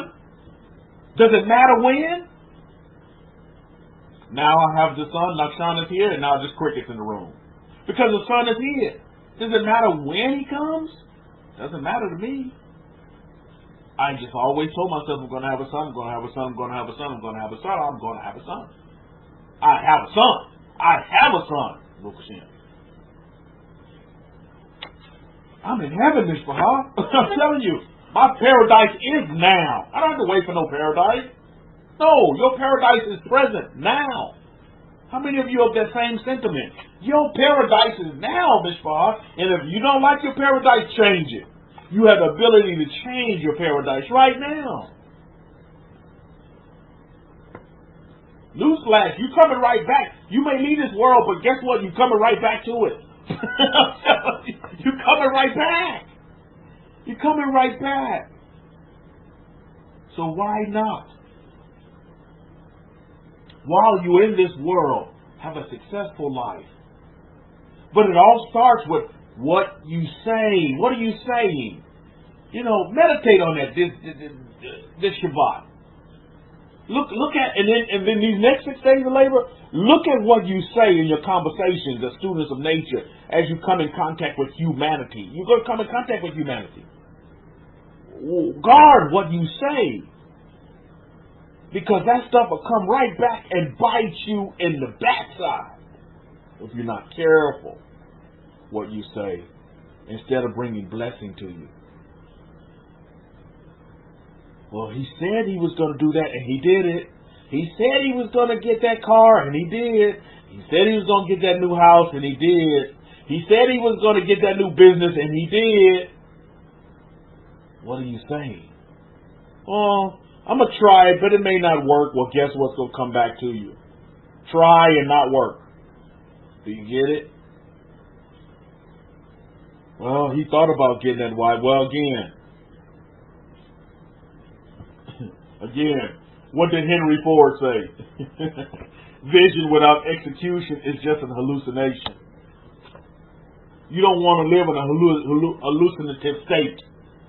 That's zombie mode. How many of you are zombies in this room? None of you are zombies. You're light. Hanukkah, you're light to the world. The Master Yeshua said, these things I do, you'll do even greater. Baruch Hashem. Even greater. That's you. That's I. You and I. We have the ability to do even greater. Nothing can stop you. You're unstoppable. You are unstoppable. Nothing can stop you but yourself. That's who can stop you. And this is why I'm telling you, what do you say about yourself? Do you think about what you say? Are you on guard about what you say? And I want to encourage you all to do that. Because the enemy is where? We had this lecture. We know you don't have to go hunt the enemy down. You don't have to pack some backpacks and get a gun in your hand to find the enemy and go hunt him down. The enemy's within. And what I want you to do, and what this story in our history is telling us about, is that we have to trust. We don't have to manufacture or manufacture anything. Just trust in the plan. How many of you know what the plan is? The plan is what? The first 5 books of the Bible. That's the books of Moses. That's the plan. Trust the plan. More importantly, and I know all of you do trust the plan. You listen to me on YouTube, you listen to my big mouth right now, you're saying, Rabbi, I trust the plan. But what I don't trust is myself. And you have to learn to trust yourself. Trust yourself that you can trust the plan. Trust yourself that you can follow through with the plan. And then trust yourself that you can follow through with your own plans as you're scripting them. And you see them in your affirmations, and you see them in your visions.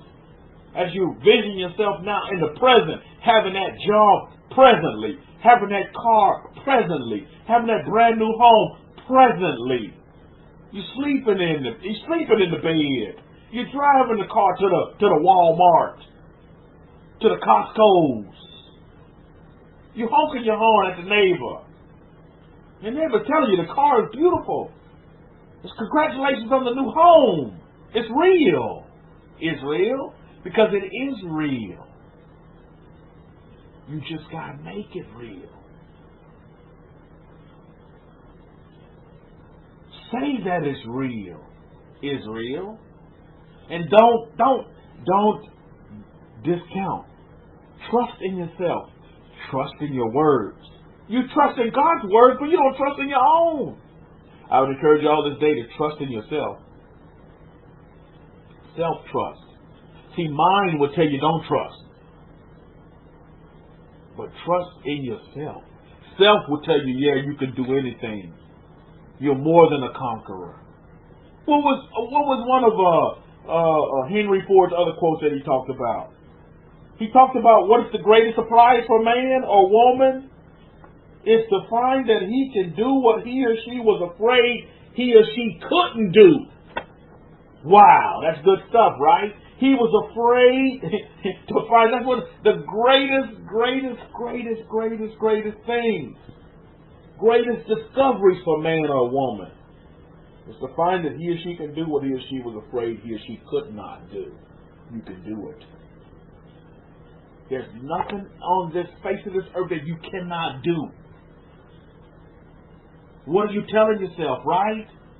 At the end of the day, what are you telling yourself? See, it's not a religious room. You're not going to come here. We're not going to just quote a whole bunch of scriptures. For what? What is that doing at the end of the day? Leaving you in a hallucination state? Nobody wants to leave. No, you want living earth things that you can use to apply now in the present time that's going to help you be that success, however you see success, however you envision success for yourself. You know what success for me is? A family. And I got that now. I have a family. I'm successful. Now I'm just kicking it up a few notches now. Starting to find out that the family needs a bigger house. Family. So now the house is coming into play. Bigger cars are on the way as well. Have bigger cars now. Baruch Hashem. Family for me is success. The happiness of a family, believe me, a family is full of peace, full of love, and full of joy, full of happiness, and I'm loving it. And it's beautiful. Fatherhood is awesome. First time experiencing fatherhood, and I'm so glad I'm experiencing it now. Now was the perfect time for me to experience fatherhood, and now is awesome. Because if I'd have done it any earlier, I don't know what it would have been like. I probably wouldn't be saying what I'm saying now. But now, this is why I give thanks for I don't have to live in that illusion of time. Because now is now, and I'm a father now. He'll be 3 months old tomorrow. Baruch Hashem. Can you believe that? 3 months already. And he's he talk, I tell you, just like his father. He's going to be a talker. And I'm loving every minute of it. Fatherhood is awesome. I understand there's a big responsibility to fatherhood. That's where you gotta, you gotta be in the now. And for the family, the family looks to the father for leadership, for guidance, for direction, for instruction. It's very important. And they hinge on every word that I say. This is why it's very important that I have to ask myself too as well. What did I say? What did I say? If I said something, I'm going to do it. And they see that. And they understand, man, when a Jew says they're going to do something, they're going to do it. And sometimes I say something and I realize, man, my mind is coming, oh man, we could do that tomorrow. I'm too tired. I'm only on 2 hours of sleep with Sean up all night. How I'm going to get up and go do this? Because I said I was going to do it. So get my gluteus maximus up and go do it. Because they look to me and I said it. Because it's what I said. When a Jew says something, they're going to do it. The most important thing to a Jew is his word. My word is more important to me than anything. If I say I'm going to do something, then I'm going to do it. Oh, and believe me, they hold me to it. They hold me to it. So I must do it. What did I say? This is how you give glory to God. This is how you be a light to the nations. back up what did you say. Now that's why it's very important that you know what you just say. And this is why it's very important. And again, like Nehemiah Hokma told me this morning, trust yourself. Trust yourself. Trust yourself. And that's what I'm learning. And I'll continue to learn, is to trust myself. Because fear does come in, and then Hokma says, trust yourself. Doubt does come in, and then Hokma says, trust yourself. Trust self. Don't trust your mind. Trust yourself. Yourself, your inner being, your being. Not the human side. That's the mind. The being side. That's self of the human being. Many people are humans, but they're not. They take many selfies, but they're not connected to self. Isn't that something? How popular selfies are, but not many people are connected with themselves. But they take a lot of selfies. Think about that one minute. They love to take selfies. I love to take selfies. Selfies are good. But I'm connected to myself now. Before I was just connected to my human side. I was just a human. I'm a human. Now I'm a human being. Isn't that awesome? That's beautiful. Now let's take this to another story here in this parsha. You see, as we look at Yaakov, as we look at Jacob, look at Genesis chapter 32, verse 9. Then Yaakov said, Elohim, O Elohim, the father of Abraham, the Elohim of my father Yitzhak, Elohim, who said to me, return to your country, to your mishpahah, your family, and I will deal with you. Look at verse 10. I am not worthy of the least of all the mercies, of all the truth which you have shown your servant. For I crossed over this Jordan, the Jordan, with my staff, and now I have become two camps of people. Listen, this is a petition that Yaakov is saying, because why? This petition, he's saying this because he had doubt. He didn't trust in himself. He had that lapse, like we all gonna have, of fear, of being afraid. Go read it. Read it in our history. You probably already read this part already. But he's reading this. But then, you know what? He relies about, what did he say? He goes right back to, what did God say? What did the Elohim of my forefather Abraham and my father Yitzhak, what did they say? What did that God say? And he began to repeat verbatim exactly what was said. And that did what? That gave him strength. How many of you do that now? When you get those weak points, when you're feeling weak and you need to be refilled, you go back to what God said. And then before you know it, you're strengthened. And before you know it, you're rejuvenated. And before you know it, you are strong, and you are strong, and you are strengthened. How many of you have been there one time or another? It happens. Where you weakened, where the situation came in and you just hit you, it gave you that left hook and that uppercut, and you weren't ready for it. And now the bell is rung and you're in your corner. You need that drink of water. Somebody needs to put a towel on your head to rejuvenate you, to strengthen you, so that you can meet this situation head on and be strong enough to handle the situation at hand, the circumstance at hand that you're dealing with. So stop for your responses, by the way. This is real life, Miss Bob. So what do? You fall back on what was said by God and you stand on it. Just like Jacob did here.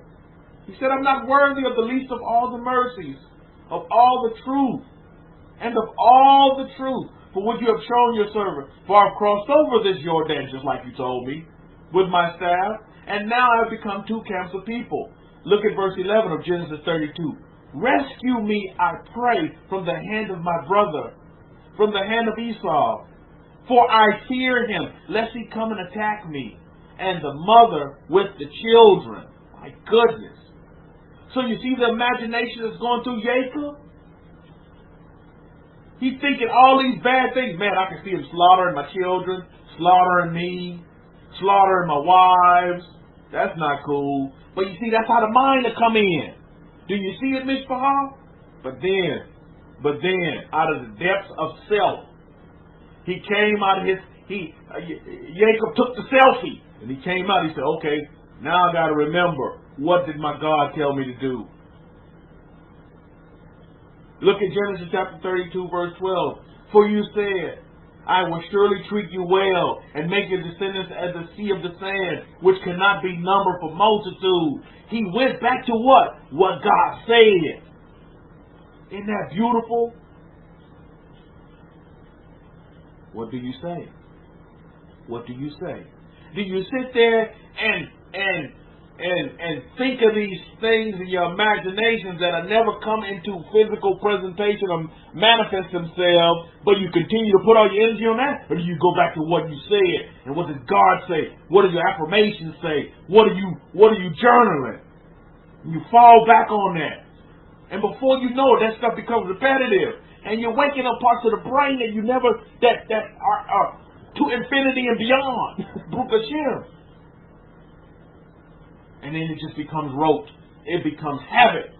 And you live in that state of selfie, of self, to where the mind can come in and give you that malarkey. I think one of them candidates, he named his campaign the Malarkey campaign. Bunch of malarkey. See, the mind will come in and give you a bunch of malarkey.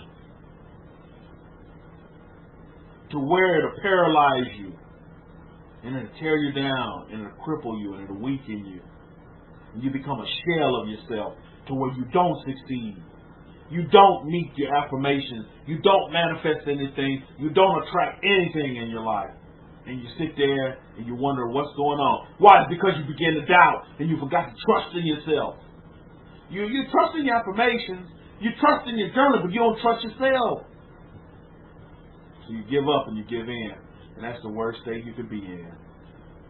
When all you need to do is fall back on what God said. God said that I'm more than an overcomer. He has overcome the world, so that means I have overcome the world.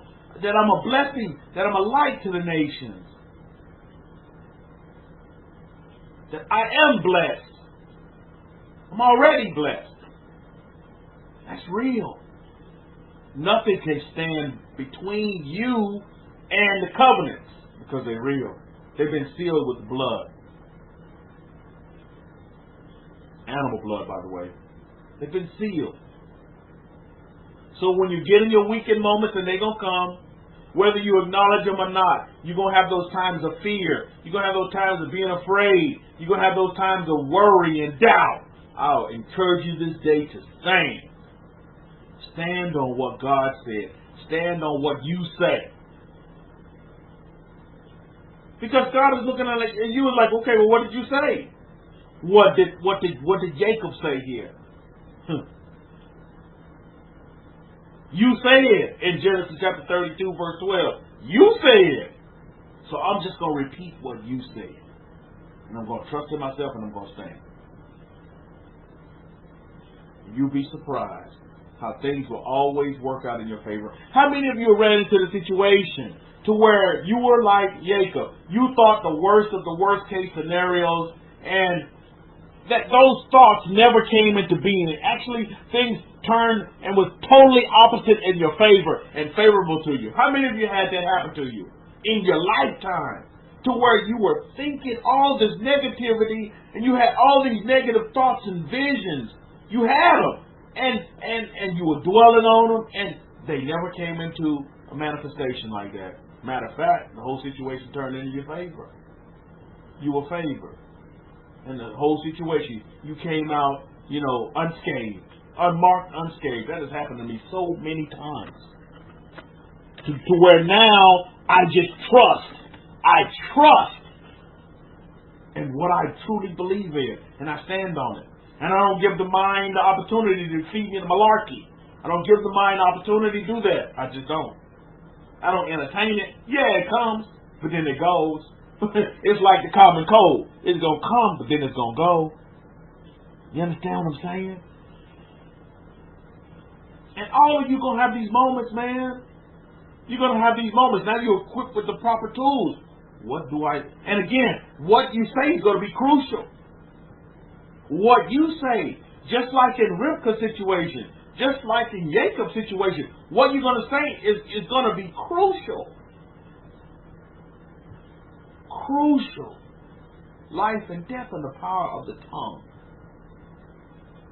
What you say is going to be so crucial. So you might be saying, well, Rabbi, what should I say? You should say the same things that are going to bring you success, going to bring you peace, going to bring you love, and going to bring you joy. You should say and utilize the same words that are in our books to strengthen you and be strengthened by those words. 80:10 says, overcome like Rocky. However you see it. If you need to be Rocky Balboa, if you need to play the theme song for Rocky, do what you have to do. But realize you are overcomer. And nobody on the face of this planet can keep you down. You cannot be put down, but yes, you can. Nobody can put you down, but you can put yourself down. Nobody can make you unsuccessful, but you can make yourself unsuccessful. When you get into self, and truly, when your wheelhouse becomes self, man, listen, nobody can touch you. When you realize how powerful you really are, when you get that discovery that Henry Ford talked about, that you can be successful with those things that you were afraid of, and you don't even have to be afraid of those things. Oh my goodness, that's the greatest discovery known to man. Or woman for that matter, and all due respect to the women in the room, because I have a high respect for the woman. Is that you can't be put down. I want you to use that this 6 days of labor. I cannot be put down. I cannot be put down. There's no such thing. I cannot be put down. No such thing. All of you have visions, you say. You have visions for yourself. See yourself in those visions now. And see, you cannot be put down unless what's being manifested in your life is what you said. So maybe you need to change what you're saying, you see. What needs to change? Well, what am I saying? What is coming out of my mouth? That needs to change. Then your physical presentation will change. Now you see why we do scripting and we do affirmations? Do you see why we do scripting and affirmations and visualization? Because that change, it happens within yourself. And then when you speak, you're going to be speaking those very same things into existence as you're writing down on pen to paper, as you're visualizing, as you see in your affirmations. That stuff becomes real to you. And then thus it becomes real, Israel. That's the process and procedure of it. That's it in a nutshell. It's not about no religion mumbo jumbo. What was Jacob's prayer here when he thought he was going to be slaughtered by his brother? Him, his family. This seems like some kind of horror flick. But they're just going in and annihilating the whole family, just taking them out. That's where Jacob's mind was at, but then he said, wait, he snapped out of that. He said, wait a minute. What did God tell me? What did God, let me stand on what the God of Abraham told me. The Elohim of my father Abraham. The Elohim of my father Yitzhak. My goodness. Do you know the Elohim of my father Abraham, do you understand that that's your father too? Wow, isn't that heavy? Do you know the Elohim of Yitzhak, do you know that's your father too? Do you know the Elohim of Jacob? Do you know that Elohim, that's your Elohim too? Wow. So the question this day is, what's stopping you? If you're unstoppable, what is stopping you? Self doesn't want to stop you, but that mind can be quite formidable if you allow it to. You get into self. How do you get into self? Continue to do your affirmations. Continue to visualize. Continue to do your journaling. Create your world the way you want your world to be. You are all our creators. Create your world. I create my world. I love it because I created it. Because that's why I love it. I create my world the way I want to create it. That's what I want. And it's beautiful. It is so beautiful. It is so beautiful. You know what I tell my son Not Sean? I tell him every day. I said, you're going to do great things for the world. I said, you're going to do great things for many, many people. I tell him that every day. And he's only like 2 months old. I'm telling him this stuff going on 3 months. I say, you're going to do great things for many, many people. You're going to be very successful. You're going to do great things for many people's lives. All over the world. I told him, you're going to do great things for people in China. You're going to do great things. Great things. You're going to help a lot of people. And he just, ooh, gaga. Look at me with them big eyes. Tell him. But that's what I tell him. That's what I tell him.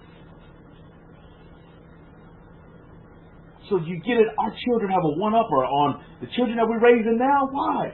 It's because they're being raised in Torah homes with just right and fair fathers and dads. They have a one-upper on what we had, right, Mishpahah? But that's okay. That's the next generation. We that first generation. But Nachshon and your children as well, they're the next generation. Wow, what does that say? Hey, wow, when you look at the pattern in our history, what does that say? How many of you will consider yourself that first generation of Israel that has woken up out of the slumber? You that first generation. Put up a capital F if that's you. You say, Rabbi, I know exactly what you're talking about because I'm a member of that first generation. I'm that first generation. That first generation of Israelites that have woken up out of the slumber. Realize their rich Hebrew heritage. You're like first generation. So just imagine what's going to happen with that. All right, you go back and look at our history. Just imagine what's going to happen to that second generation. First generation got it good too. Remember, we came out of Egypt looking like Mr. T. Am I right? First generation came out looking like Mr. T. Very prosperous, profitable, prosperous, blah, blah, blah. All that. God spoke to us under the Mount Sinai. Baruch Hashem. We saw great and wonderful things. Go back and study our history because it's just going to repeat itself. So what do you see in that second generation, Mishpah? I'm telling you. I'd encourage you to go look at our history. But we have to prepare our children for that. We have to prepare them. We have them under our roof. We prepare them. Best we can. And how do we do that? We infuse them with positivity. We infuse them with the power of the God of Israel. We infuse them with love and peace and joy. That's the baseline. Just give them love and give them peace and give them joy. Give them happiness, man. That's how we do it. That's how we're going to do it as the first generation. And first generation, guess what? We have a one-upper on the first generation. Is that we have the experiences of the first generation, so we don't have to fall in those pitfalls, right? So, I mean, they left us a great history, a great and marvelous history for us to learn from, correct? And that's what we're doing. That's what we're doing. I understand that fear is going to be with me. I understand that envy may be with me. And all these other negative attributes, but I live on the positive side of the attributes and the characteristic side. That's the side that I live on. I choose to live on that side. Some folks choose to live on the other side of hatred, anger, envy, jealousy. I choose not to live there. There's enough prosperity in the world to go around for everybody, but not everybody has the mindset for prosperity. Not everybody has the mindset for prosperity. Not everybody has the mindset for peace. Not everybody has the mindset for joy and love and happiness. So they don't see that side of it. But I do. I live on that side. And I know all of you do as well. You desire to live on that side. And it's beautiful. But again, the negative side will raise its head in this life for you every day. And that's a good gauge for all of us. And that's great. To see where we are. I'm getting ready to close, but I'm going to close with this. I'm going to show you the power of manifestation. This is a true story. It happened in my life. Listen, there's this therapist that comes to see one of the patients. She's a speech therapist. And I've been very, very good to her, like I'm good with all people. And I always try to accommodate her and really help her in whatever she needs. And, you know, all these people seem to come to me and ask me a lot of questions and seek advice. I don't know why, but I do know why, because I'm Israel. I'm Israel. And I have the Torah of Moses, so I know why. So they come to me and they have their questions, and I help them out, and I give them. And then, you know, they always tell me, "Oh, you're so wise. You're so wise. You're so wise." And I just, laws of Moses, man. It's just the books, experiences, the books of Moses. Our rich way of living. So this woman, so maybe like 6 months ago, in her appreciation for, you know, our friendship that we have established over time, she brought me these tacos, potato and egg tacos. She know I love potato and eggs. Potato and egg tacos. She bring me these breakfast tacos, potato and eggs. Say, hey, here, you know, I brought you these tacos because I want to, you know, thank you for, you know, just, you know, being there for me and helping me out and being so accommodative and just being such a great person. I was like, hey, thank you very much. God bless you, thank you. I sure was hungry, so I was like, hey, thank you. So I did this the other day. This was like Tuesday. I began to manifest her bringing me tacos again. I didn't tell her nothing. This was like 6-7 months later. Tuesday I did this. I began to manifest her bringing me tacos. I said, oh. I began to envision it, Miss Bob. I'm telling you. I began to envision her bringing me tacos. Oh, she's going to bring me breakfast tacos, potato and egg, from such and such restaurant. These potato and egg tacos. Okay, this was Tuesday. Thursday morning, she came in to do services to my patient. And guess what she had in her hand? Potato and egg breakfast tacos. I'm telling you. That's real life. And that's just a breakfast potato and egg taco. And we can do greater things than that. And I'm doing greater things than that. With houses and properties and businesses and cars. I do the same approach. The same approach. So I would encourage you all to start something small, just like what I did. You want to prove it if it works? You want to build trust within yourself? Then test it. In our history, isn't that what we do? Isn't that what our God taught? He said, test me. Prove me this time. Test me. I want you all to test it. Test it with something, you know, that way to show you that this is no joke. This stuff is real. Maybe it is food. I mean, I love the bread. I'm telling you, how many of you ever had a potato and egg taco?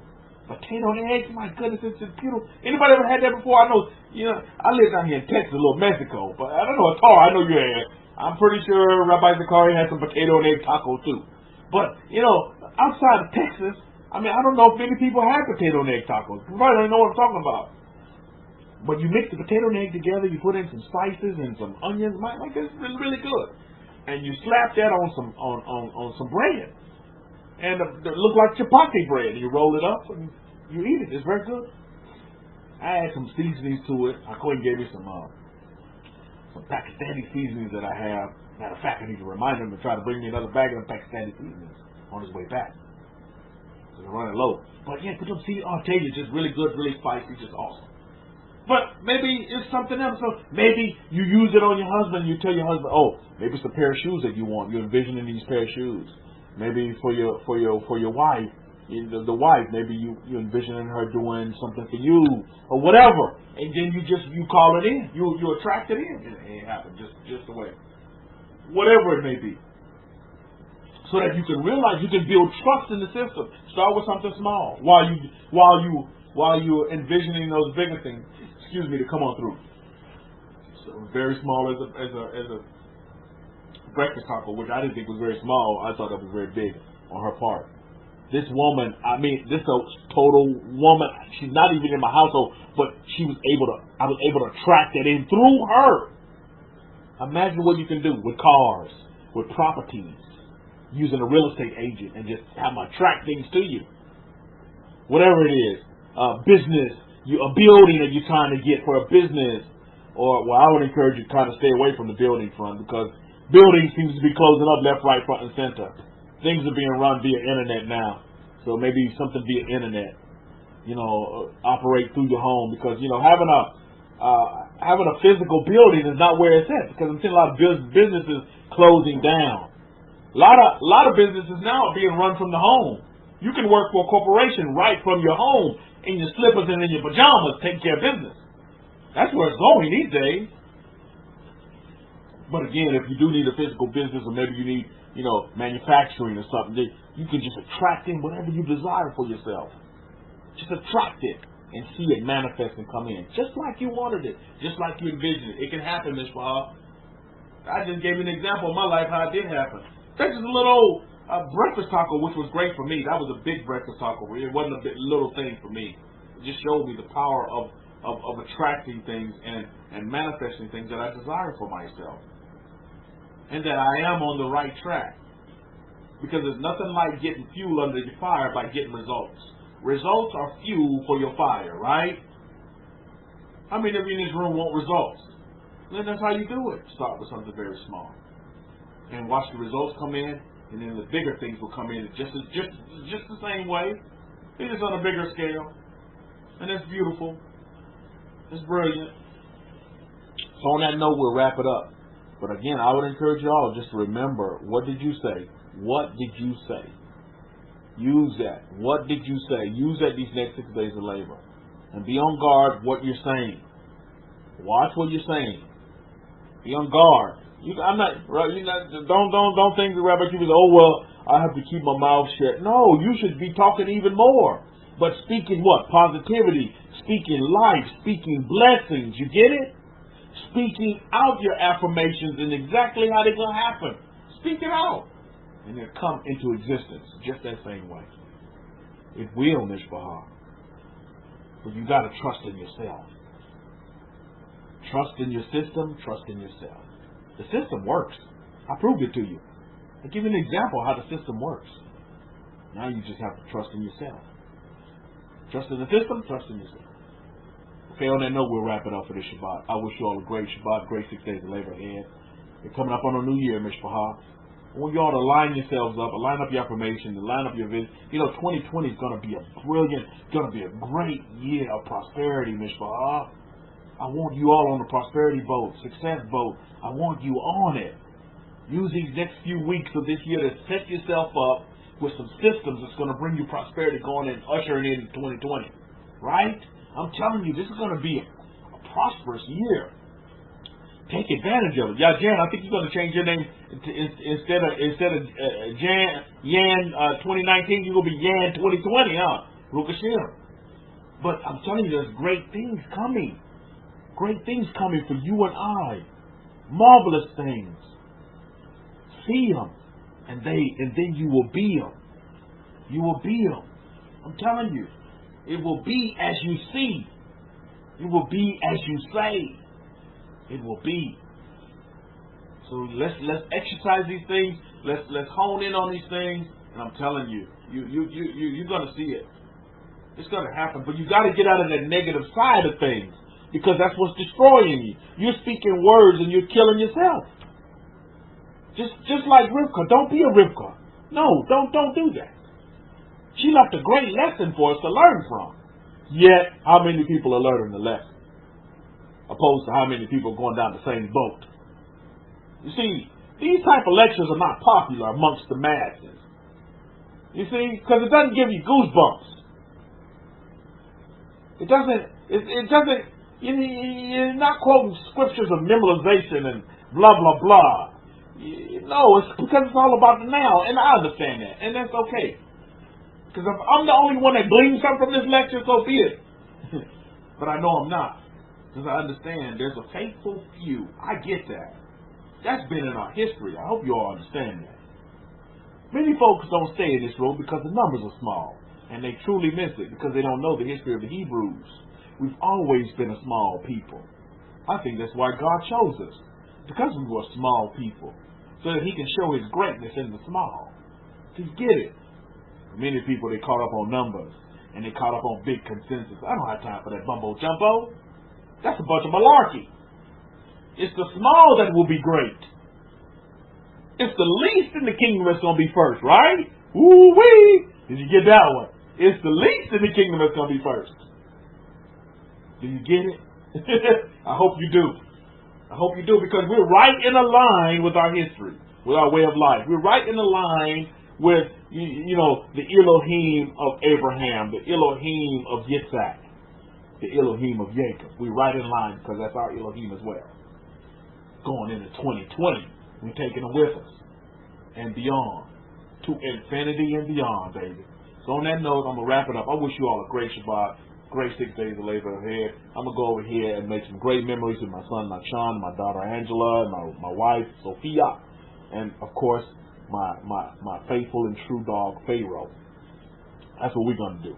So I enjoy all this time, and I'm so happy and humble to be able to talk to you in this way. I never envisioned myself here, but I am here. Because this is, remember what Hakohen said? You know, God will put you where He needs you to be, and then you have to respond. Did you get that out of this lecture? That's what I got out of this lecture. He said, God, if nothing happens by happenstance, you where you are because you where you are, and that's where you need to be. Now, how are you going to act on where you are? Because you've been put in this particular circumstance, this particular situation, at this particular phase in history. It's because God put you there. When you can come to grips with that point, not making excuses why you here and asking questions why, but realizing you're here for a particular reason. To do great things. To lift up the name of God and edify the name of the Elohim of Abraham, and whatever you do, whatever you say, live your life that way, and you are success. You are abundance. You are infinite abundance. You are complete. You are whole. Baruch Hashem. I give thanks for all of you. I love you and I leave you in the mighty hands of the Master Yahweh. And if the Master Yeshua, Jesus of Nazareth, desires to linger, I'll see you next Shabbat. And if not, I'll see you in Israel, Mishpachah. Shalom, shalom, and Shabbat shalom to all of you. Have a wonderful Shabbat, Mishpachah. Have a wonderful one.